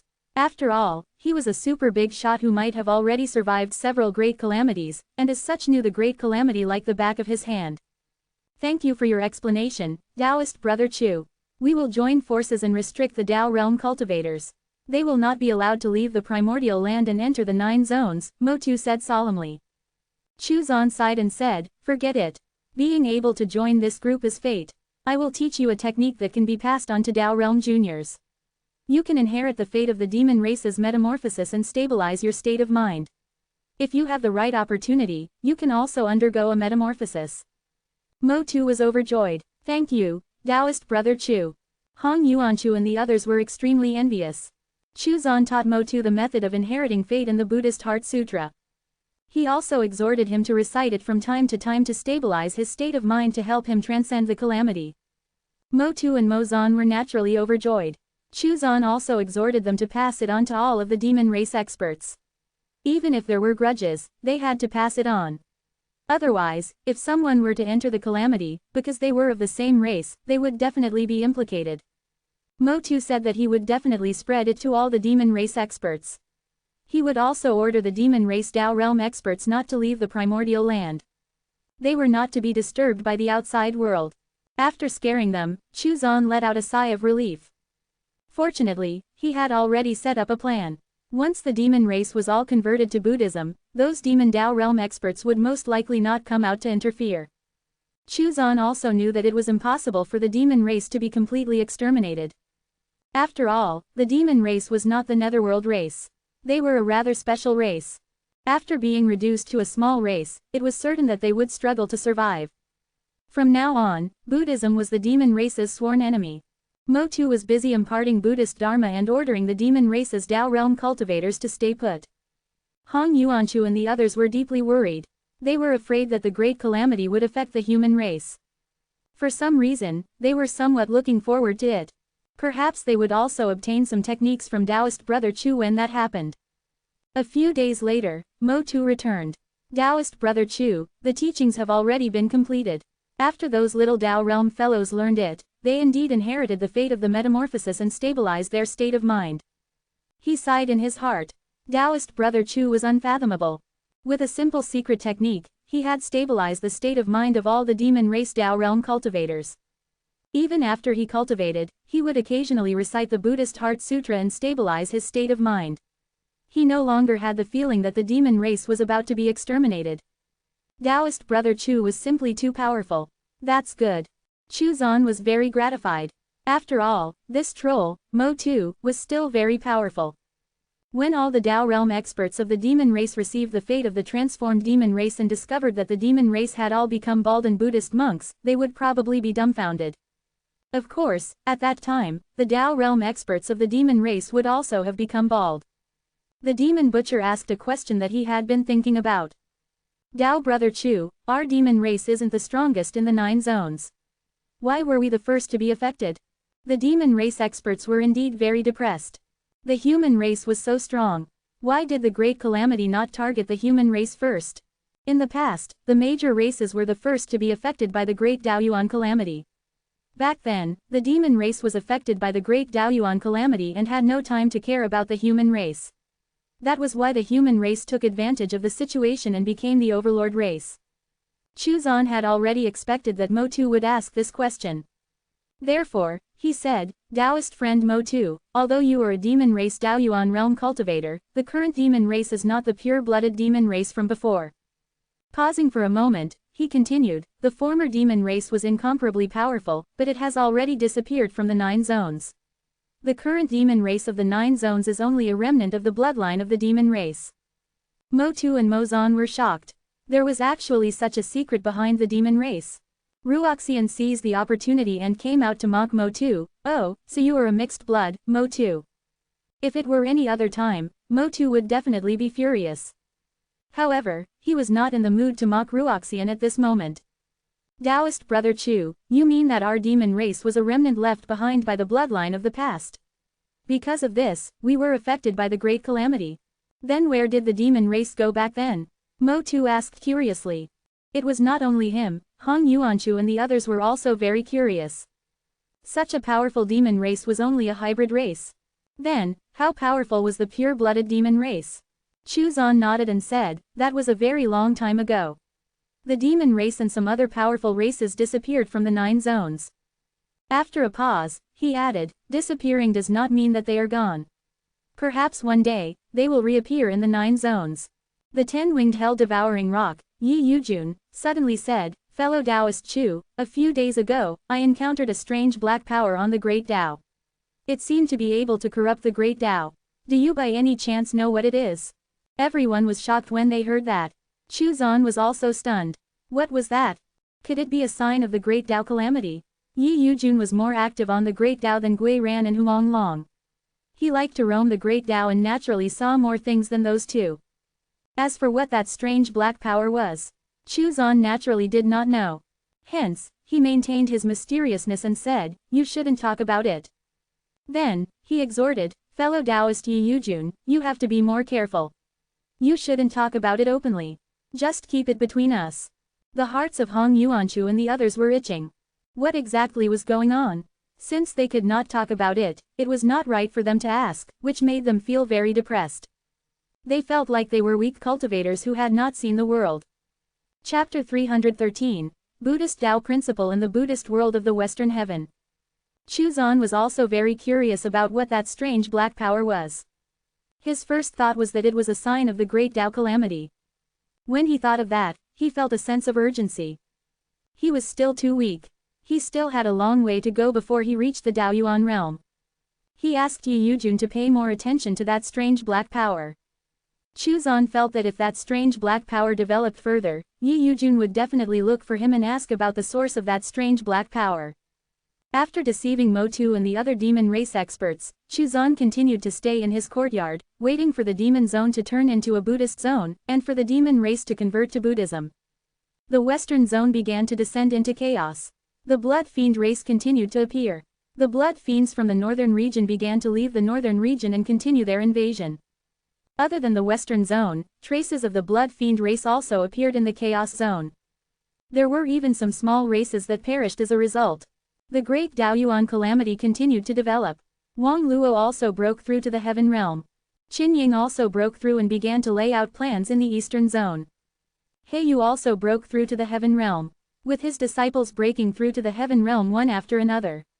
Chu-zan accumulated more and more chaotic energy, and the refinement speed of his Tao principles also accelerated.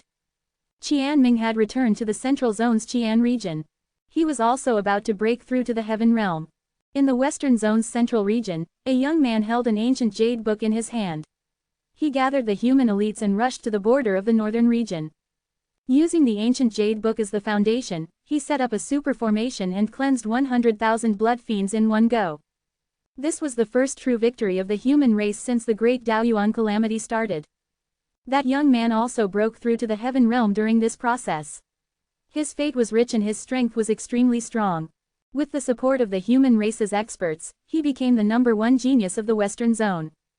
The first cultivator who fought for fate in the great Taoyuan calamity appeared. The son of fate of the central region of the Western Zone. He was in the process of transforming into the son of fate of the Western Zone. With the help of the great Taoyuan calamity and fate, he broke through the shackles and stepped into the heaven realm. He became the first expert in the Western Zone to break through the heaven realm in 100 years. The great Taoyuan calamity was also a great opportunity. Chu-zan sighed. During a great calamity, those who could rise up would definitely become famous experts in the future. He now had a deeper understanding of the great Taoyuan calamity. The human race was the current overlord of the 9 zones, and the first to be affected by the Great Daoyuan calamity. This would give other races a chance to take advantage of it. Back then, the human race took advantage of the demon race's preoccupation with the calamity. They took advantage of the situation and directly became the overlord race.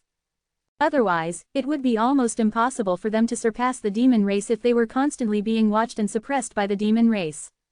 However, in the Great Daoyuan calamity, there was an opportunity. It was both an opportunity for cultivators and an opportunity for all races. Currently, there were small races in the Western Zone that wanted to secretly rise up and become the next overlord race of the Western Zone. In the Eastern Zone, there were already signs of the Blood Fiend race descending. The Great Daoyuan calamity was still in its early stages, yet it was already evident how terrifying it would be. Time passed. In fact, time seemed to pass even faster during a calamity. In the blink of an eye, 3 years had passed. The Demon Zone had already undergone earth-shaking changes. The Grand Elder of the Heavenly Demon Tribe had led a portion of the demon race to escape the Demon Zone. They were struggling to survive. He tried to contact the Demon Kings a few times, but the only answer he received was that there was no need to rush. He just needed to cultivate and wait. The Demon Kings did not seem to have any intentions of coming out to save the demon race. There was even one time when he tried to contact the youngest Demon King and vaguely heard him say, Amitabha. At that time, the Grand Elder of the Heavenly Demon Tribe almost collapsed. The Demon Kings had fallen. Had they all been converted to Buddhism? He felt unprecedented despair. Then, he became determined. Since the Demon Kings will not save the demon race, then I'll save them myself. He led the remaining members of the demon race and escaped to the Chaos Zone. They eradicated a small race and took over their secret realm, allowing the demon race to survive. He led a few geniuses of the demon race to the Chaos Zone because he wanted them to fight for fate during the Great Daoyuan calamity. The Demon Zone was covered in Buddhist light. The demon race of the past had vanished. As far as the eye could see, Buddhist light was everywhere. One could often hear the sound of scriptures being recited. Bald heads were everywhere. The current demon race no longer had any distinction between the Heavenly Demon Tribe and the other demon tribes. All of them had converted to Buddhism. They wore monk robes and cultivated Buddhist Dharma. Their eyes were devout. Temples were everywhere in the Demon Zone. The once great city of the demon race had now become a Buddhist city. The Buddhist region was the holy region of the Buddhist Zone. It was the holy land in the hearts of countless Buddhists. Demon Buddha and the Buddha Nanwu both lived in the Buddhist region. Each of the Buddhists wished to have the opportunity to listen to the teachings of these two Buddhists. The demon race had already become a thing of the past over a short period of time. They had become practicing Buddhists. No longer were they bloodthirsty and brutal. There were now only muscular, burly, and martial monks who chanted Amitabha. No longer were they arrogant and overbearing. They only had kind faces and chanted the mercy of the Buddha. The elders of the Heavenly Demon Tribe who had entered the Chaos Zone concealed their identities as demons and used their identities as human experts to walk around. The demon race had too many enemies. Once the news spread out of their current location, the consequences would be unpredictable. The news that the demons had been exterminated swept through the 9 zones like a huge storm. Countless races were dumbfounded. The demon race had been exterminated. How? The Great Daoyuan calamity had just started, but the powerful demon race had been exterminated. Countless races were terrified. Even the powerful demon race had been exterminated, so what about them? The few divine realm experts of the demon race in the desolate ancient zone were stunned. Our race was exterminated. How could it be? Then, they immediately hid their identities and concealed themselves. Some divine realm experts of the demon race quietly returned to the demon zone. In the end, they saw the Buddhist light. Then, they heard a loud shout, "Demon, why don't you surrender and put down the butcher's knife?" Looking up, one such expert's brain was buzzing. That Baldy looked so familiar. Isn't that my uncle? What's going on? Uncle, you! Impudent! I am the Shuangguang Buddha, you evildoer, how dare you be impudent? Then, that divine realm expert was suppressed. The chanting of scriptures came from the side of his ear, causing his brain to explode. He roared, cursed, and was suppressed inside a pagoda. You converted the demon race into Buddhists and created the Buddhist clan. You changed the fate of the demon race and they were reborn in the Great Daoyuan calamity. You have been rewarded with the Buddhist Tao principle in the Buddhist world of the Western Heaven. Chu Zan was in the courtyard when the system's reward suddenly came. The Buddhist Tao Principle, another great Tao principle. The Buddhist world of the Western Heaven was another world. Chu Zan was pleasantly surprised. The reward for creating a new race was indeed generous. Unfortunately, there was no suitable target at the moment to create a new race. Furthermore, the great Daoyuan calamity had already begun. He chose to receive the reward. Buddhist light swirled around, and a golden, vast, and majestic great Tao principle appeared. Following that, he obtained the Western Heaven Buddhist world. This was a place covered in Buddhist light. Golden light swirled around, and there were many treasures within it. Mountains, rivers, blue skies, and white clouds all seemed to carry Buddhist light and Buddhist intent. Chu Zan connected the Western Heaven Buddhist world to the pocket dimensions and connected it to the Buddhist region. With a great Tao that belonged solely to Buddhism, the Buddhists only needed to focus on cultivating the Buddhist Tao principle. Chapter 314, Expansion of the Heavenly Tao Talisman Plan. Like the Ghost Tao principle, the Buddhist Tao principle was a nascent great Tao. The more cultivators of that Tao principle there were, the stronger it would become, and the larger the world would become as well. Chu Zan opened an entrance to the Buddhist world in the Buddhist region. From now on, Demon Buddha, Buddha Nanwu, and the other experts and elites of the Buddhist clan would live in the Buddhist world and frequently comprehend the Buddhist Tao. They would then spread it to the entire Buddhist zone. The entrance to the Buddhist world was naturally in the Buddhist region of the Buddhist zone. It was inside the Dawei Buddhist temple. Chu Zan took out the myriad heavenly mirror and connected it to Demon Buddha and Buddha Nanwu. Greetings, Master. Demon Buddha and Buddha Nanwu hurriedly knelt on the ground. The demon zone has already converted to Buddhism. This is a boundless merit, Chu Zan said solemnly. Since this is a great merit, I will bestow the Western Heaven Buddhist world upon the Buddhist clan. This is a Buddhist world. Demon Buddha and Buddha Nanwu were both shocked. Buddhist world. A world. This was not a secret realm, but a world. As expected of Master, he was omnipotent. Thank you, Master. The two of them were extremely excited. Demon Buddha continued, Master, the elders of the heavenly demon tribe escaped with a few stubborn heavenly demons. Do you want to send experts to chase after them? The demon race has its own unique characteristics. The great Tao will leave them a chance for survival. If you kill them, you won't be able to destroy them. There's no need to pursue them. Chu Zan was very clear that the demon race could not be destroyed. If they really exterminated the current demon race, the ancient demon race might emerge. The demon race was at odds with the great Tao. If there was a righteous path, there would naturally be an evil path. This was the rule of the great Tao. Yes, Master, Demon Buddha said respectfully. Chu Zan connected the entrance to the Buddhist world to the world-cleansing glazed pagoda and said, you can build the great thunderclap temple in the Buddhist world. It will become the holy land of the Buddhist clan. Yes, Master, Chu Zan continued, the great Daoyuan calamity will soon arrive at the Buddhist zone. It is unavoidable. We need to be prepared to strive for great opportunities and fate. After giving instructions to Demon Buddha and Buddha Nanwu, Chu Zan began to let the heavenly Tao laws enter the Buddhist zone. The current Buddhist zone was no longer the demon zone. Its fate had changed. Furthermore, the Buddhist clan had been created by him. Although the integration of the heavenly Tao laws into the Buddhist zone would not be completed in an instant, it would be much faster, and there would not be any obstacles. The only possible variables were the ancient battlefields in the Buddhist zone, which harbored the descent of the blood fiend race. In order to avoid any accidents, Chu Zan decided to first lay down the foundation of the heavenly Tao laws in the Buddhist zone and merge the laws into the laws of heaven and earth of a region in the Buddhist zone. With this foundation, even if the blood fiend race appeared, they would not be able to stir up too much trouble. The region he chose was unsurprisingly the Buddhist region. This was the birthplace of the Buddhist clan, and the fastest way to merge the heavenly Tao laws with the laws of heaven and earth of a region was here. After all, Demon Buddha, Buddha Nanwu, and the entrance to the Buddhist world were all here. Boom! The heavenly Tao laws devoured the laws of heaven and earth of the Buddhist region very quickly. In less than 3 months, it had swallowed up the Buddhist region. The heavenly Tao laws expanded, and also increased the power of the Buddhist Tao. Your heavenly Tao laws have devoured the laws of heaven and earth of the Buddhist region. You have been rewarded with a cultivation level advancement. Chu Zan received the reward. He was now at the 11th level of the Tao realm. The speed at which his cultivation was progressing was beyond imagination. However, Chu Zan was not satisfied. Ever since he found out that the strange black power had appeared on the great Tao, he had been worried.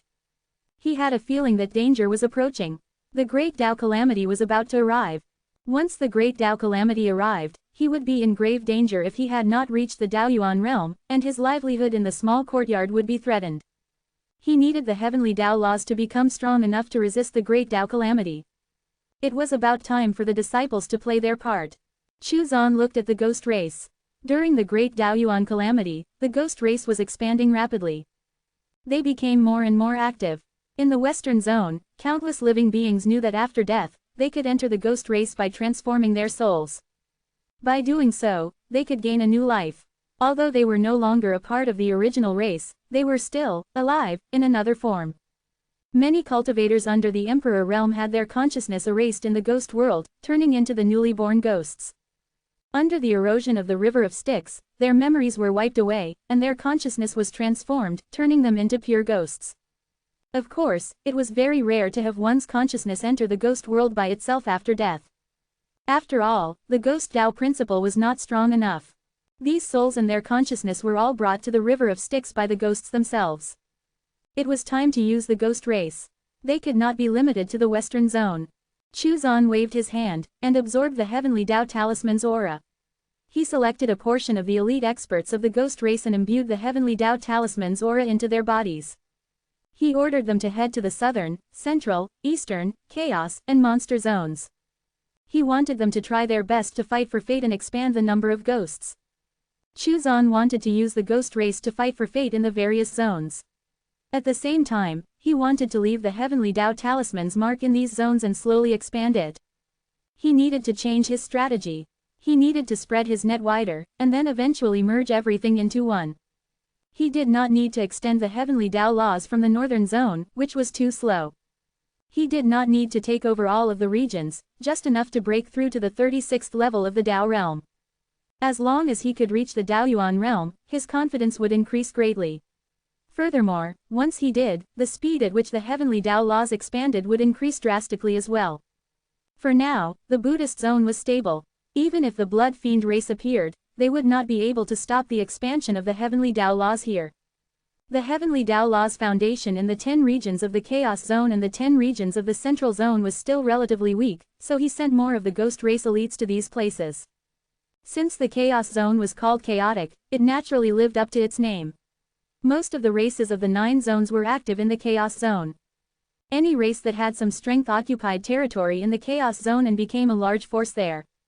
Only small races that were weak would hide in the 5 regions of the human race and struggle for their lives. After all, as long as they did not provoke the humans, and there was nothing special that attracted the humans, it was much safer than the chaos zone. Since the chaos zone was chaotic, there were many races. Naturally, there were many creatures that died every day. Among them, there was no lack of creatures that had their bodies destroyed and their souls escaped. These were all potential members of the ghost race, which meant that the ghost race's development prospects here were great. The little evil king and Du Yuan had already established a certain foundation in the chaos zone and had built up their own force. It would be difficult to rely on Qianming to set up a foundation in the central zone. Chu Zan was waiting for the development of the Great Daoyuan Calamity there. When the central zone was embroiled in a war with the blood fiend race, that would be the best time to set up the plan. Chapter 315, Battle for the Western Zone. Chu Zan's residence was in the courtyard, controlling the heavenly Tao talisman. Su Shaner, who had left, had finally returned. She was in high spirits and had completely vented the anger in her heart. "Sir, I'm back." It was better for her to stay by Chu Zan's side and be a little maidservant. Chu Zan nodded. He resumed his days of having a maidservant serve him. Occasionally, he would stew delicacies and live a carefree life. Time passed. In the blink of an eye, the 40-year milestone was about to arrive. During this period of time, the Great Daoyuan Calamity was getting more and more intense. Other than the northern region, the southern and eastern regions of the western zone had also fallen. Furthermore, the blood fiend race of the western zone had begun to invade other zones. The blood fiend race of the eastern and southern zones had arisen. The heavenly Tao laws had taken over 2 more regions in the Buddhist zone, advancing his cultivation to the 13th level of the Tao realm. The western zone's western region had been affected by the blood fiend race, so the speed of the heavenly Tao law's encroachment had slowed down. Still, it was only a matter of time before it happened. The Buddhist zone had finally encountered the Great Daoyuan Calamity. Blood fiends filled the sky. It was as if the fate of the Buddhist zone had changed. The blood fiend race was even fiercer here than in the Western zone. Even though 3 regions had fallen under the control of the heavenly Tao laws, the Buddhist zone was still affected by the blood fiend race. There was a violent upheaval. It was as if the blood fiend race wanted to enter the heavenly Tao laws and gain the approval of the heavenly Tao laws. Chu Xuan's expression was solemn. The blood fiend race continued to surprise him in new and terrifying ways. Once the heavenly Tao laws approved of the blood fiend race, their fate would become even stronger. In the future, they would become a great race of the heavenly Tao. They would even become a race that inherited the fate of the heavenly Tao. Chu Xuan could feel the impact of the blood fiend race on the heavenly Tao laws. When the blood fiend race appeared, Chu Xuan realized that even the power of the heavenly Tao laws could not purify the blood fiend race easily. Its actions would be interfered with. The power of interference came from the great Tao. It did not allow the heavenly Tao laws to directly interfere with the catastrophe. After discovering this, Chu Xuan could only control the heavenly Tao laws and restrain it to avoid being attacked by the blood fiend race. At the same time, he instructed the Buddhist clan to exterminate the blood fiend race. The blood fiend race of the northern zone had not descended yet, so there was no interference with the purification power of the heavenly Tao laws. Chu Xuan began to increase the intensity of the purification, striving to complete the purification process before the blood fiend race descended. He further increased the strength of the northern zone to prepare it to deal with the attack of the blood fiend race from beyond its borders.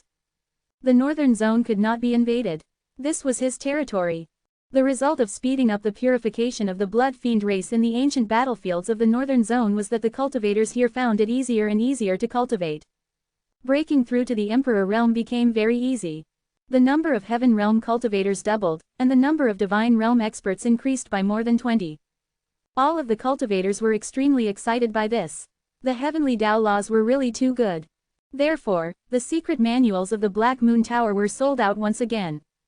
At this moment, 1/3 of the Buddhist zone was enveloped by the blood-colored spiritual energy. The blood fiend's roars were incessant.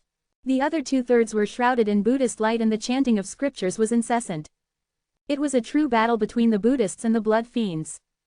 Demon Buddha led the Buddhists to fight against the blood fiends, setting up countless layers of Buddhist Dharma formations. They mobilized the power of the entire Buddhist clan to fight against the blood fiends. Buddhist Dharma had a certain advantage when it came to purifying the blood-colored spiritual energy. Furthermore, the Buddhist zone had the advantage in numbers and unity. The strategy that Demon Buddha adopted was to continuously purify the blood-colored spiritual energy. The blood fiend race was a calamity-bearing race. They could not be killed and would be resurrected after they died. However, the prerequisite for that resurrection was that there was blood-colored spiritual energy present. If there was none, then the blood fiends would die. They could not be resurrected, let alone become stronger. It was not easy to purify the blood-colored spiritual energy. It would take a long time and consume a lot of energy. Thanks to this flaw of the blood fiends was very difficult to exploit. However, the Buddhist zone was different from the other zone. All of them cultivated Buddhist Dharma. They were united against the blood fiends, and they had the advantage in numbers. They all followed a unified strategy, so the blood fiends were unable to grow stronger and expand. Still, even though Buddhist Dharma had a certain advantage when it came to purification, they still could not gain an overwhelming advantage. They were still in a stalemate against the blood fiends. However, as the purification continued, the longer it dragged on, the greater the chances of the Buddhist clan winning. Chu Xuan saw all of this. He looked forward to the Buddhist zone defeating the blood fiend race and overcoming the great Daoyuan calamity. At that time, they would definitely receive the blessing of fate. The Western zone was the most dangerous and most difficult zone out of the 9 zones. They had already lost nearly half of their regions. The blood fiends were spread throughout half of the Western zone. The human race retreated in defeat. The blood fiends had also appeared in the Eastern zone. The Luo family sent out the human king order, and Qin Ying led his brothers and continued to divide and conquer the blood fiend race according to the strategy they had prepared beforehand. At the moment, they had the situation under control. Thanks to this, Qin Ying obtained the great Daoyuan calamity's blessing and his cultivation level rose even further. The blood fiend race continued to appear everywhere, conquering and invading wherever they went as the great Daoyuan calamity progressed. Other than the blood fiend race, some secret realms and some heavenly treasures actually appeared from time to time, causing many cultivators to fight for them. In a short period of time, some small races that had once been active in the Chaos Zone were exterminated. Ding Yu left the Northern Zone and entered the Western Zone. He had officially entered the Calamity and fought for fate. The central region of the Western Zone was facing the threat of the Blood Fiend race's invasion. Currently, the main forces of the Western Zone were concentrated in the Central region and the Western region, which was their last line of defense. In front of the formation, countless human warriors had solemn expressions. All these years, they had never been able to obtain an effective victory. Even the powerful young master Yu Shu, after experiencing the initial victory, could only barely maintain the situation. Another attack from the Blood Fiend race came. Our race is eternal, our race is eternal. The Blood Fiends shouted loudly as they came charging over. Killing formation, activate. Purification formation, activate.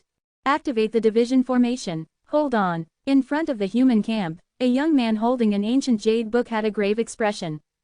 He flipped open the jade book, and runes scattered in all directions. Countless cultivators took up their positions.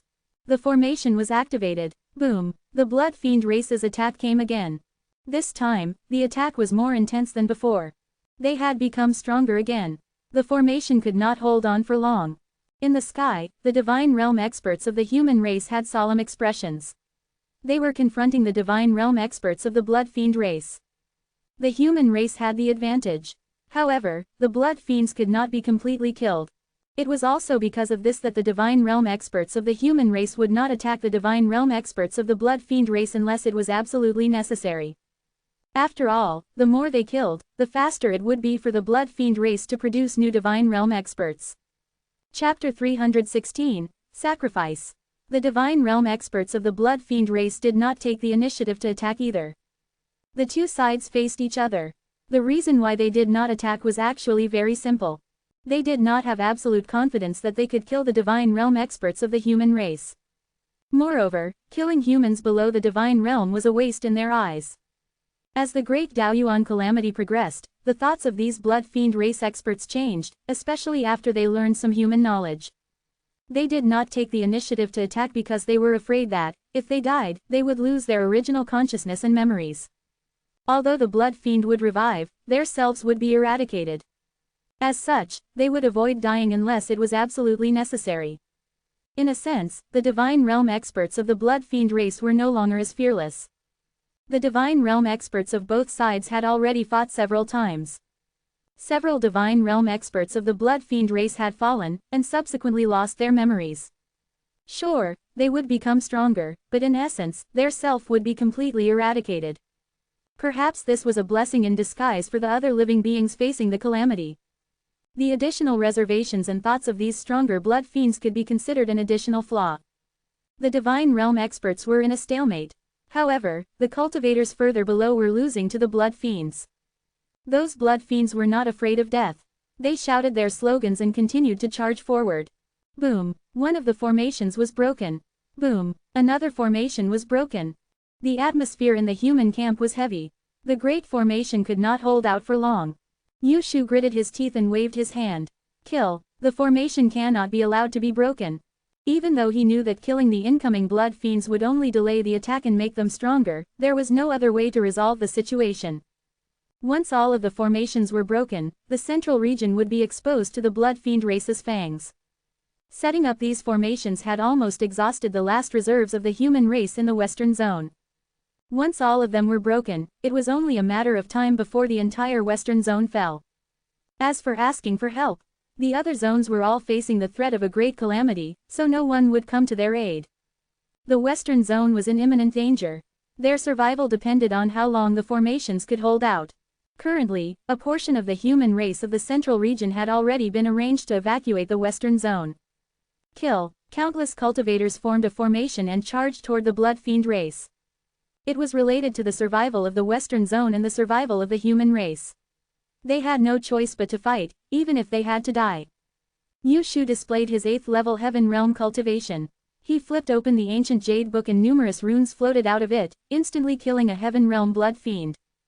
Beside him, there were 3 young people who were also Heaven Realm experts.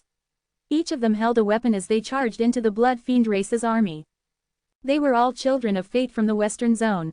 Other than the son of fate from the northern region, who died, the other 4 had survived. They were also fighting for fate during this great battle, and their cultivation levels had soared quickly thanks to all of the fighting. Among them, Yushu was the strongest. As the great battle broke out, the human race relied on their numbers and superior weapons to continuously exterminate the blood fiend race. Behind the human army, some formation masters continuously set up formations in an attempt to purify or weaken the blood-colored spiritual energy left over from the great battle. However, the purifying effect was not as useful as they expected. Many people's faces were filled with despair. The blood fiend race could not be killed. After this battle, new blood fiends would be born, and they would be even stronger. The tide of blood fiends seemed never-ending. This was an unsolvable situation. How long could the central region last? How long could the western zone last?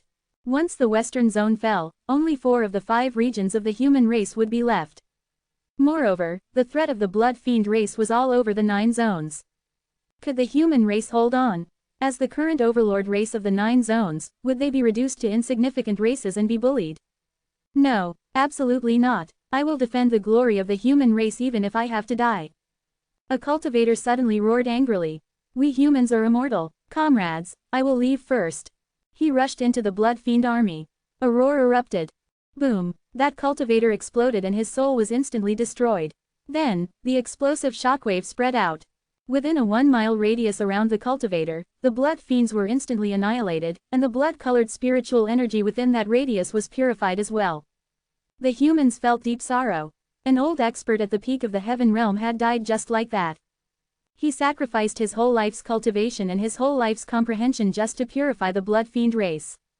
However, the price was too high and it was not worth it. Haha, death will come for us all someday. We might as well give our lives for a chance of survival for the human race. A human cultivator laughed as he charged into the blood fiend army. Boom, this cultivator self-destructed as well. In the small courtyard, Chu Buan was paying attention to the situation in the western zone. When he saw the cultivator self-destruct, he was shocked. The Great Daoyuan calamity brings cultivators despair. However, is it intended to balance things out or is the Great Daoyuan calamity the start of the Great Dao calamity? At this moment, Chu Zan felt anxious.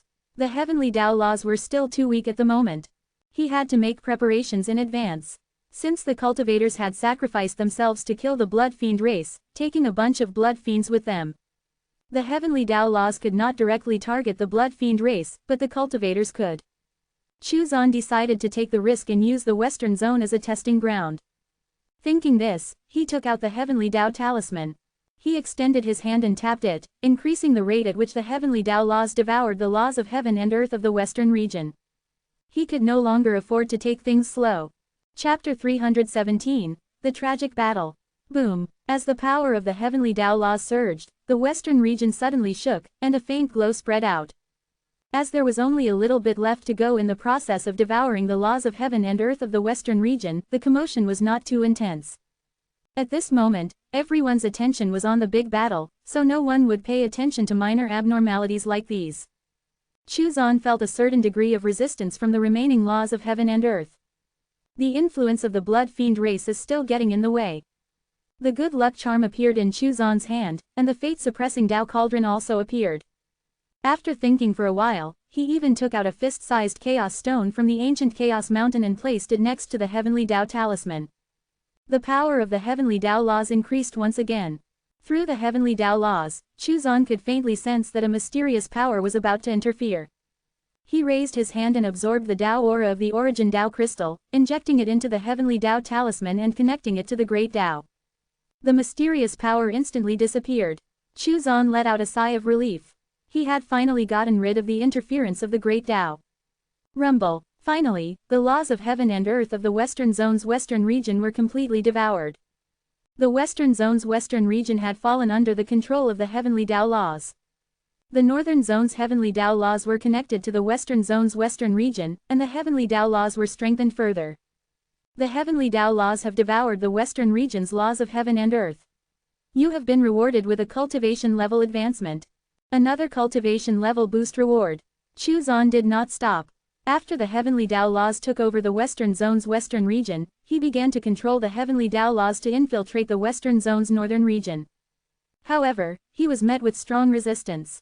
As expected, after the Blood Fiend race took over, the laws of heaven and earth in that region had changed. Chuzan tried to forcefully erode the laws of heaven and earth in the northern region, but discovered that a powerful force tried to suppress the heavenly Tao laws when he did so. He hurriedly retracted the heavenly Tao laws. It was the power of the great Daoyuan calamity. Chuzan's expression was solemn.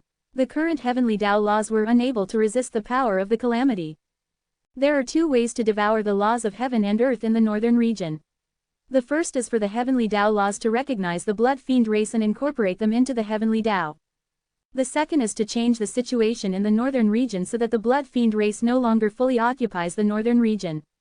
This will create a gap in the laws of heaven and earth that can be exploited by the heavenly Tao laws without attracting the interference of the power of the calamity.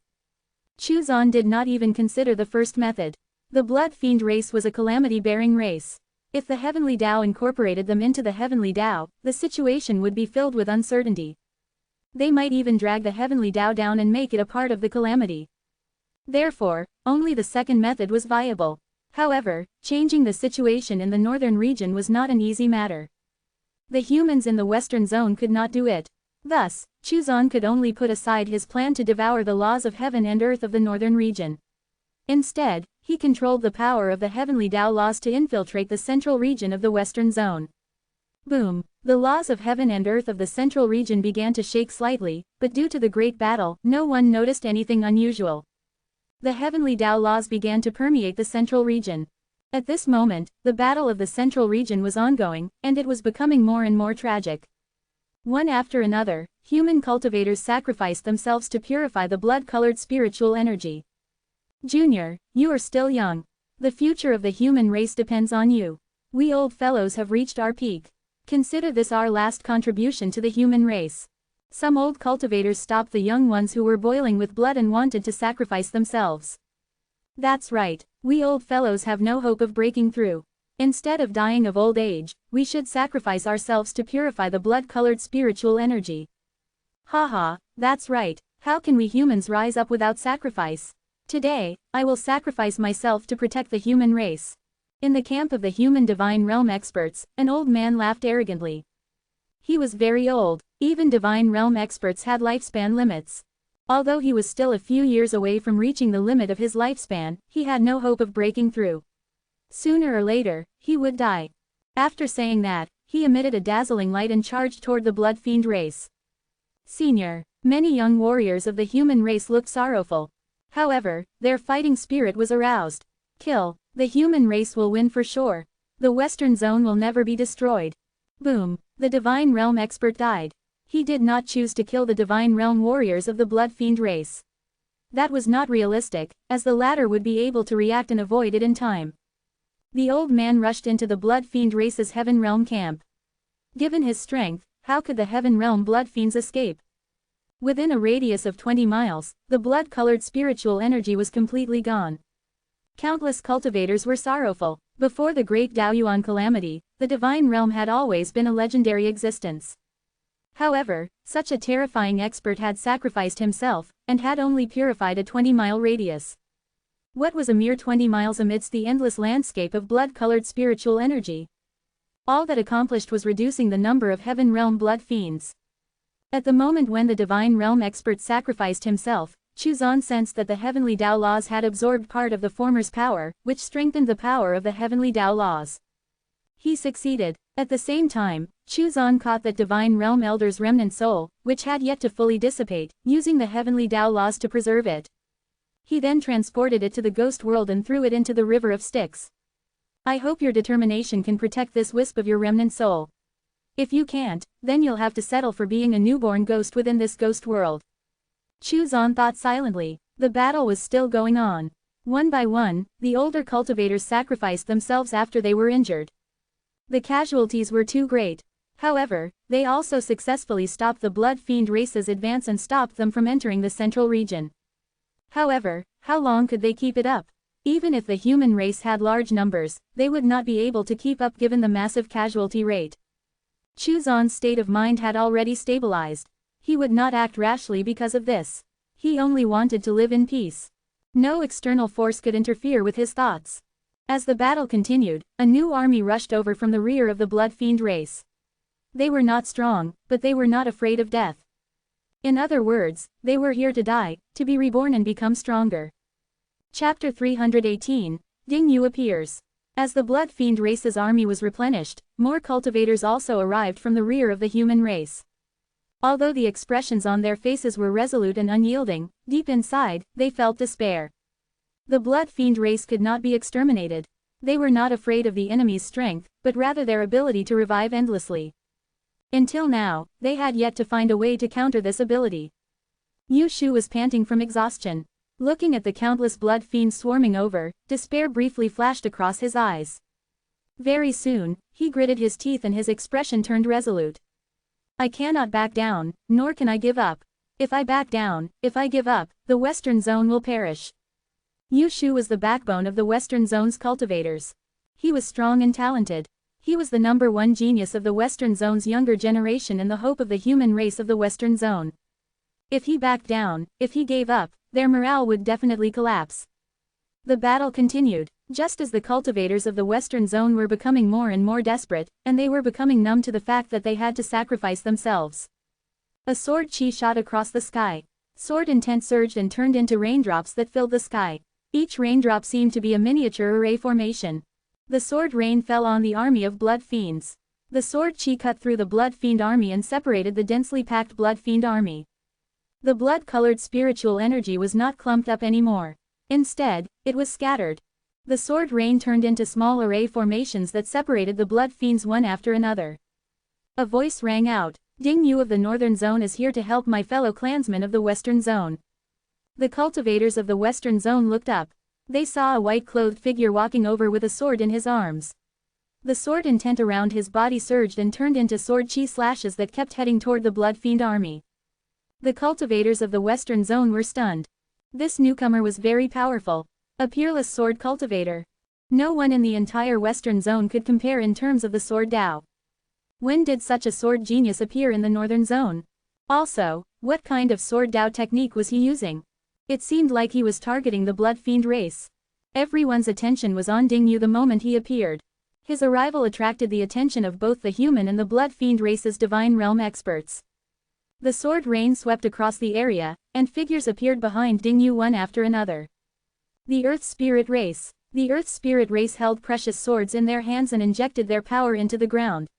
In an instant, sword array formations emerged from the ground and divided the blood fiend army. Today, I, Ding Yu, will kill the blood fiends to pay tribute to the heroic spirits of my race. Ding Yu rushed out and unsheathed his sword. A terrifying sword chi swept toward the blood fiend army. Roar! The Heaven Realm experts of the blood fiend race roared, and several Heaven Realm blood fiends attacked. Ding Yu's attack once again shocked the cultivators of the Western Zone, even Yu Shu. This sword cultivator from the Northern Zone was younger than him, and although his cultivation level was lower than his own, the terrifying strength he displayed was no weaker than his. In fact, it was even higher. The blood-colored spiritual energy was actually being continuously annihilated by the terrifying sword chi. Rumble. The Heaven Realm blood fiends fell. At the spot where they fell, a vacuum devoid of blood-colored spiritual energy appeared. All of it had been annihilated by Ding Yu's sword chi. The hearts of the human cultivators were moved. What kind of sword Dao technique was this? It had directly destroyed and separated the blood-colored spiritual energy. Without the support of the blood-colored spiritual energy, the fallen blood fiends would not be able to come back to life. The human divine realm experts' eyes lit up. The battle had continued until now, but they had finally obtained a small victory. They had directly destroyed the Heaven Realm blood fiends. The divine realm experts of the blood fiend instantly bared their teeth. Their fangs flashed with a cold gleam as they stared at Ding Yu with surging killing intent. Haha, great, well done. The divine realm experts of the human race laughed and took a step forward to prevent the divine realm experts of the blood fiend race from attempting a sudden move. After killing the Heaven Realm blood fiends, Ding Yu flashed and reappeared within the group of the Earth Spirit race members. He said in a loud voice, "My compatriots of the Western Zone, you can divide the blood fiend army and disperse the blood-colored spiritual energy. This will prevent the blood fiend race from becoming stronger." The Earth Spirit race controlled the power of the Earth Spirit to divide the blood fiend army, while Ding Yu stopped the experts of the blood fiend race from attacking the Earth Spirit race. "Quick, do it!" The human cultivators of the Western Zone changed their strategy and protected the Earth spirit race. At the same time, the Formation Masters threw out formation discs and started to divide the Blood Fiend army. Ding Yu attacked while coordinating the human army's efforts to divide the Blood Fiends and reduce the density of the blood-colored spiritual energy. Boom! The battle continued. However, with Ding Yu's arrival and the Earth spirit race's efforts to divide the Blood Fiend army and reduce the blood-colored spiritual energy, the human race gradually gained an advantage in this battle. The Earth spirit race had a special talent. They could travel through the Earth veins and, to a certain extent, they could control the power of the Earth veins and use it to separate the Blood Fiend army. Ding Yu had prepared for a long time, and had found a way to delay the Blood Fiend race from becoming stronger. Now, his method was truly being used in this battle. Chu Zan controlled the heavenly Tao laws, which continuously seeped into the central region of the Western Zone. Ding Yu's appearance had given Chu Zan an opportunity to increase his progress. The battle lasted for half a month. After the blood-colored spiritual energy in front of the central region's formation was continuously divided, separated, and purified, the blood-colored spiritual energy began to thin, which prevented the fallen blood fiends from becoming stronger after revival. The human cultivators' morale was greatly boosted. They had finally found an effective method to deal with the blood fiend race. At the same time, Ding Yu also taught them the secret technique to completely annihilate the blood fiend race. Although there were not many people who could annihilate the Blood Fiends, as long as they could annihilate the experts of the Blood Fiend race, it would delay the speed at which the Blood Fiend race produced experts. Then, the advantage that the humans had would gradually increase. Ding Yu's method was not suitable for every cultivator, as it involved the use of intent. Unless one had comprehended sword intent, martial intent, battle intent, and so on, they could exterminate the Blood Fiends. Chapter 319. Fate Tao Principle Advancement. The battle continued. Ding Yu's prestige continued to rise, and he seemed to be the savior of the Western Zone. Many women from large factions were attracted to him, and they would often throw meaningful glances in his direction. However, they were destined to fail. Some peerless beauty from a certain faction pretended to fall into Ding Yu's arms during the battle. However, Ding Yu casually grabbed her collar and threw her back. "Woman, stay away from me. Don't disturb me when I'm killing the enemy." Quote exclamation mark exclamation mark exclamation mark quote. The woman was dumbfounded. The battle lasted for a month before the Blood Fiend race retreated. This was the first time the Blood Fiend race had taken the initiative to retreat since they began their invasion. Your disciple Ding Yu forcefully repelled the calamity-bearing race and fought for fate during the Great Daoyuan calamity. His cultivation level has increased. Your Fate Tao principle has advanced. After the Blood Fiend army retreated and Ding Yu obtained a great victory, the system's reward arrived. Chu Zan was very satisfied with this disciple.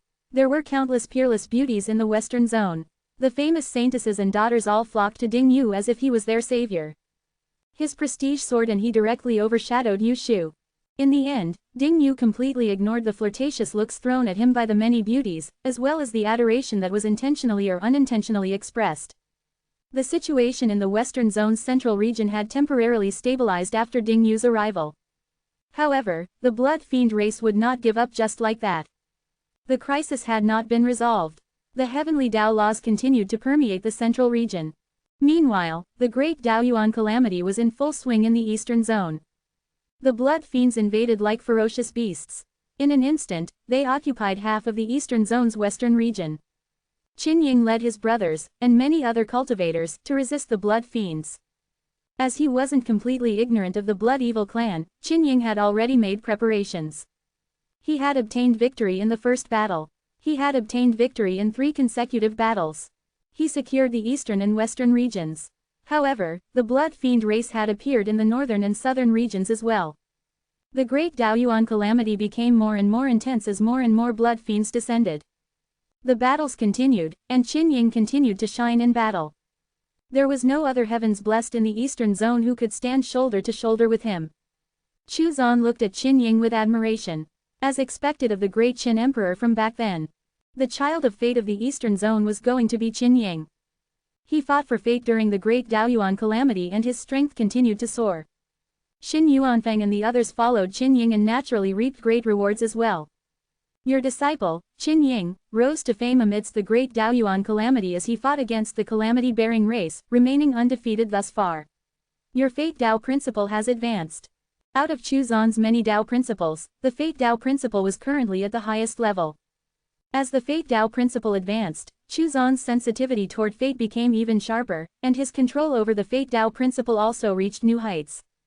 The 9 zones seemed to be at a delicate tipping point. One step forward, and the fate of the 9 zones would soar. One step back, and the fate of the 9 zones would collapse, and the great calamity would destroy all life. Chu Zan's expression was solemn. The fate of the 9 zones was still blurry. Chu Zan could only see a tiny bit of it, and could not see through the deeper layers. The fate of the 9 zones was extremely mysterious to begin with. Even the Daoyuan realm experts could not see it clearly, nor could they see the secrets of the changes within. It was precisely because of this that even the races from which the Daoyuan realm experts hailed could decline during the Great Calamity, or even perish. Chu Zan did not continue to pry into the fate of the 9 zones. He was afraid that he would suffer a backlash. Amidst the great Daoyuan calamity, he had to tread carefully. Now, Ding Yu and Qin Ying had both entered the calamity. Once inside, there was no way to withdraw. The two of them would have to continuously fight for fate. The Blood Fiend race was the calamity-bearing race. Although their ability to revive was terrifying, it was not impossible to deal with them. As the great Daoyuan calamity progressed, Chu Zan believed that the Blood Fiend race would become more and more terrifying, and even more terrifying things would appear. The Blood Fiend race had also appeared in the southern zone. Currently, Shang Xing's main goal was still to save his mother. Wang Luo had already set off for the southern zone. Xiao Liang had embarked on a journey to the western zone. Currently, the situation in the western zone was the most tense, and also the most dangerous. Naturally, the opportunities there were also greater. The Chaos Zone was truly in chaos. There were endless battles, not only with the Blood Fiend race, but also the other races. Treasures kept appearing. Occasionally, a strange light would appear. The desolate ancient zone, on the other hand, was extremely calm. No treasures appeared, nor did the Blood Fiend race descend. It was precisely because of this abnormality that the desolate ancient zone seemed abnormal. Ren Cheng had been traveling all this while, and he was already nearing the outer perimeter of the primordial land. The inhabitants of the Buddhist zone were currently fighting against the Blood Fiend race. Buddhist light and blood-colored spiritual energy intertwined, and it was impossible to determine the victor within a short period of time. The monster zone had also begun to descend into chaos. Other than the northern zone, only the central zone was untouched by the Blood Fiends. They had yet to be affected by the great Daoyuan calamity. Chu Zan could see that the spiritual energy dynamics of the central zone had already become abnormal. Heiyu had gone to the chaos zone. For the time being, her strength was insufficient to return to the central zone. Rumble. In the northern region of the chaos zone. The world suddenly trembled as multicolored lights flashed. Mysterious symbols filled the sky and flickered for a moment before disappearing. This abnormal phenomenon did not attract the attention of too many cultivators. Heiyu raised her head to look at the sky. She sensed the fluctuations of the heavenly Tao talisman, which had begun its work to devour the laws of heaven and earth in the northern region. Rumble. In the southern region of the monster zone, the laws of heaven and earth also fluctuated.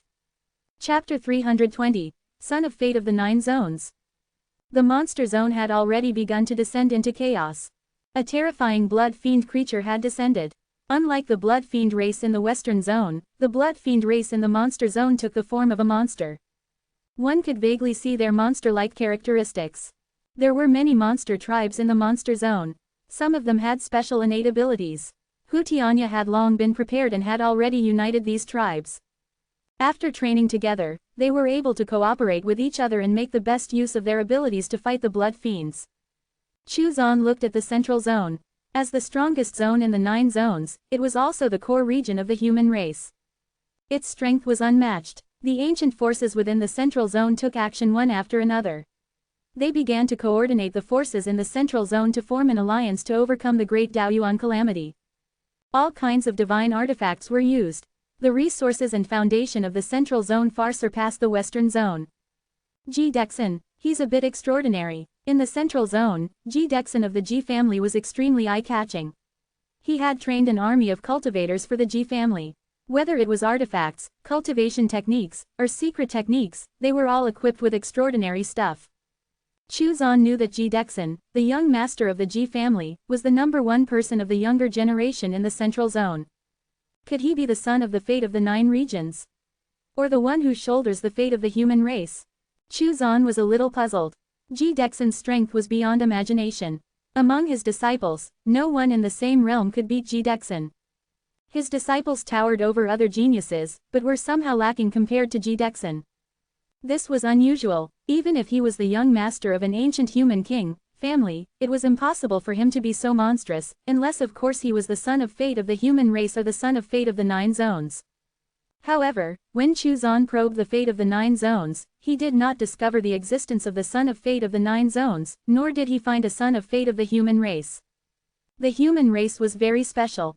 The human race had never had children of fate. Even the expert who led the rise of the human race was not a child of fate of the human race. Therefore, the possibility of Ji Dexin being the child of fate of the human race could be excluded. As for him being the son of fate of the 9 zones, Chu Zan did not think that the 9 zones currently had a child of fate. That was something that needed to be fought for. Currently, none of the children of fate of the various zones and regions could inherit the fate of the 9 zones. Ji Dexin, interesting. Chu Zan memorized Ji Dexin's name, but it was a pity that he could not see him. Otherwise, with the Heaven's Secrets origin probing technique, he would be able to discover what was going on. The Great Daoyuan calamity was becoming more and more intense, and the fate of the 9 zones was becoming more chaotic. The Heavenly Dao Talisman plan was progressing in an orderly manner in the Chaos and Monster zones.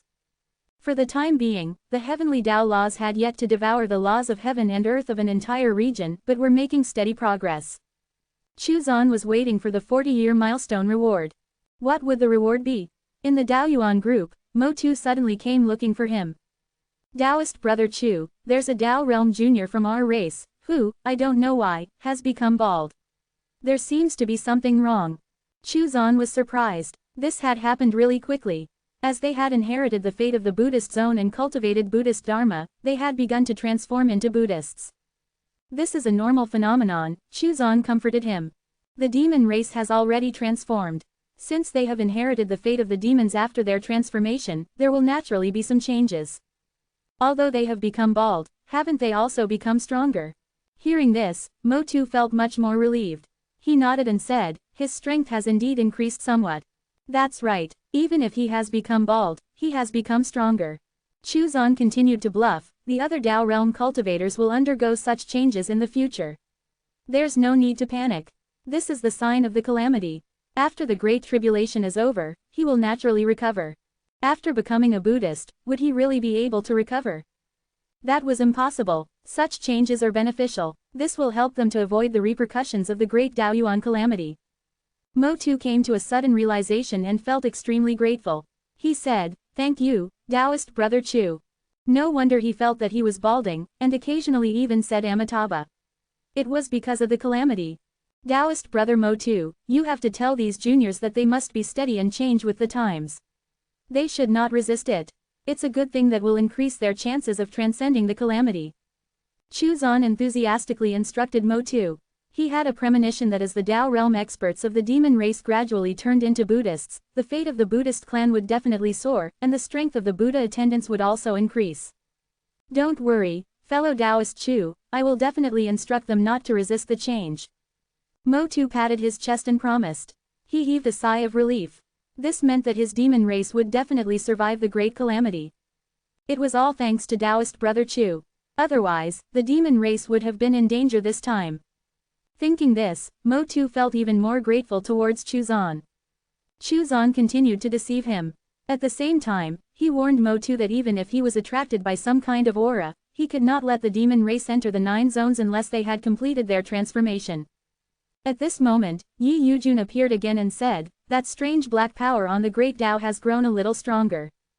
Chu Zan's heart trembled. That strange power was indeed related to the Great Dao calamity. After pondering for a moment, he decided to deceive Yi Yujun. He privately messaged Yi Yujun and said, you can try touching this strange power and see how it works. Alright, I'll go and try it now, Yi Yujun said straightforwardly. Chu Zan waited for his reply. In the end, a day passed, but Yi Yujun did not reply. 3 days passed, yet Yi Yujun remained unresponsive. Chu Zan thought to himself, could something have happened? Examining the origin Dao crystal, Yi Yujun's aura was still there, which meant that he was still alive. As for whether he was trapped or restrained, he did not know. After waiting another 3 days, Chuzan sent him a message, but did not receive a reply. He shook his head and did not continue to pay attention to him. After all, a creature of the great Tao would not die.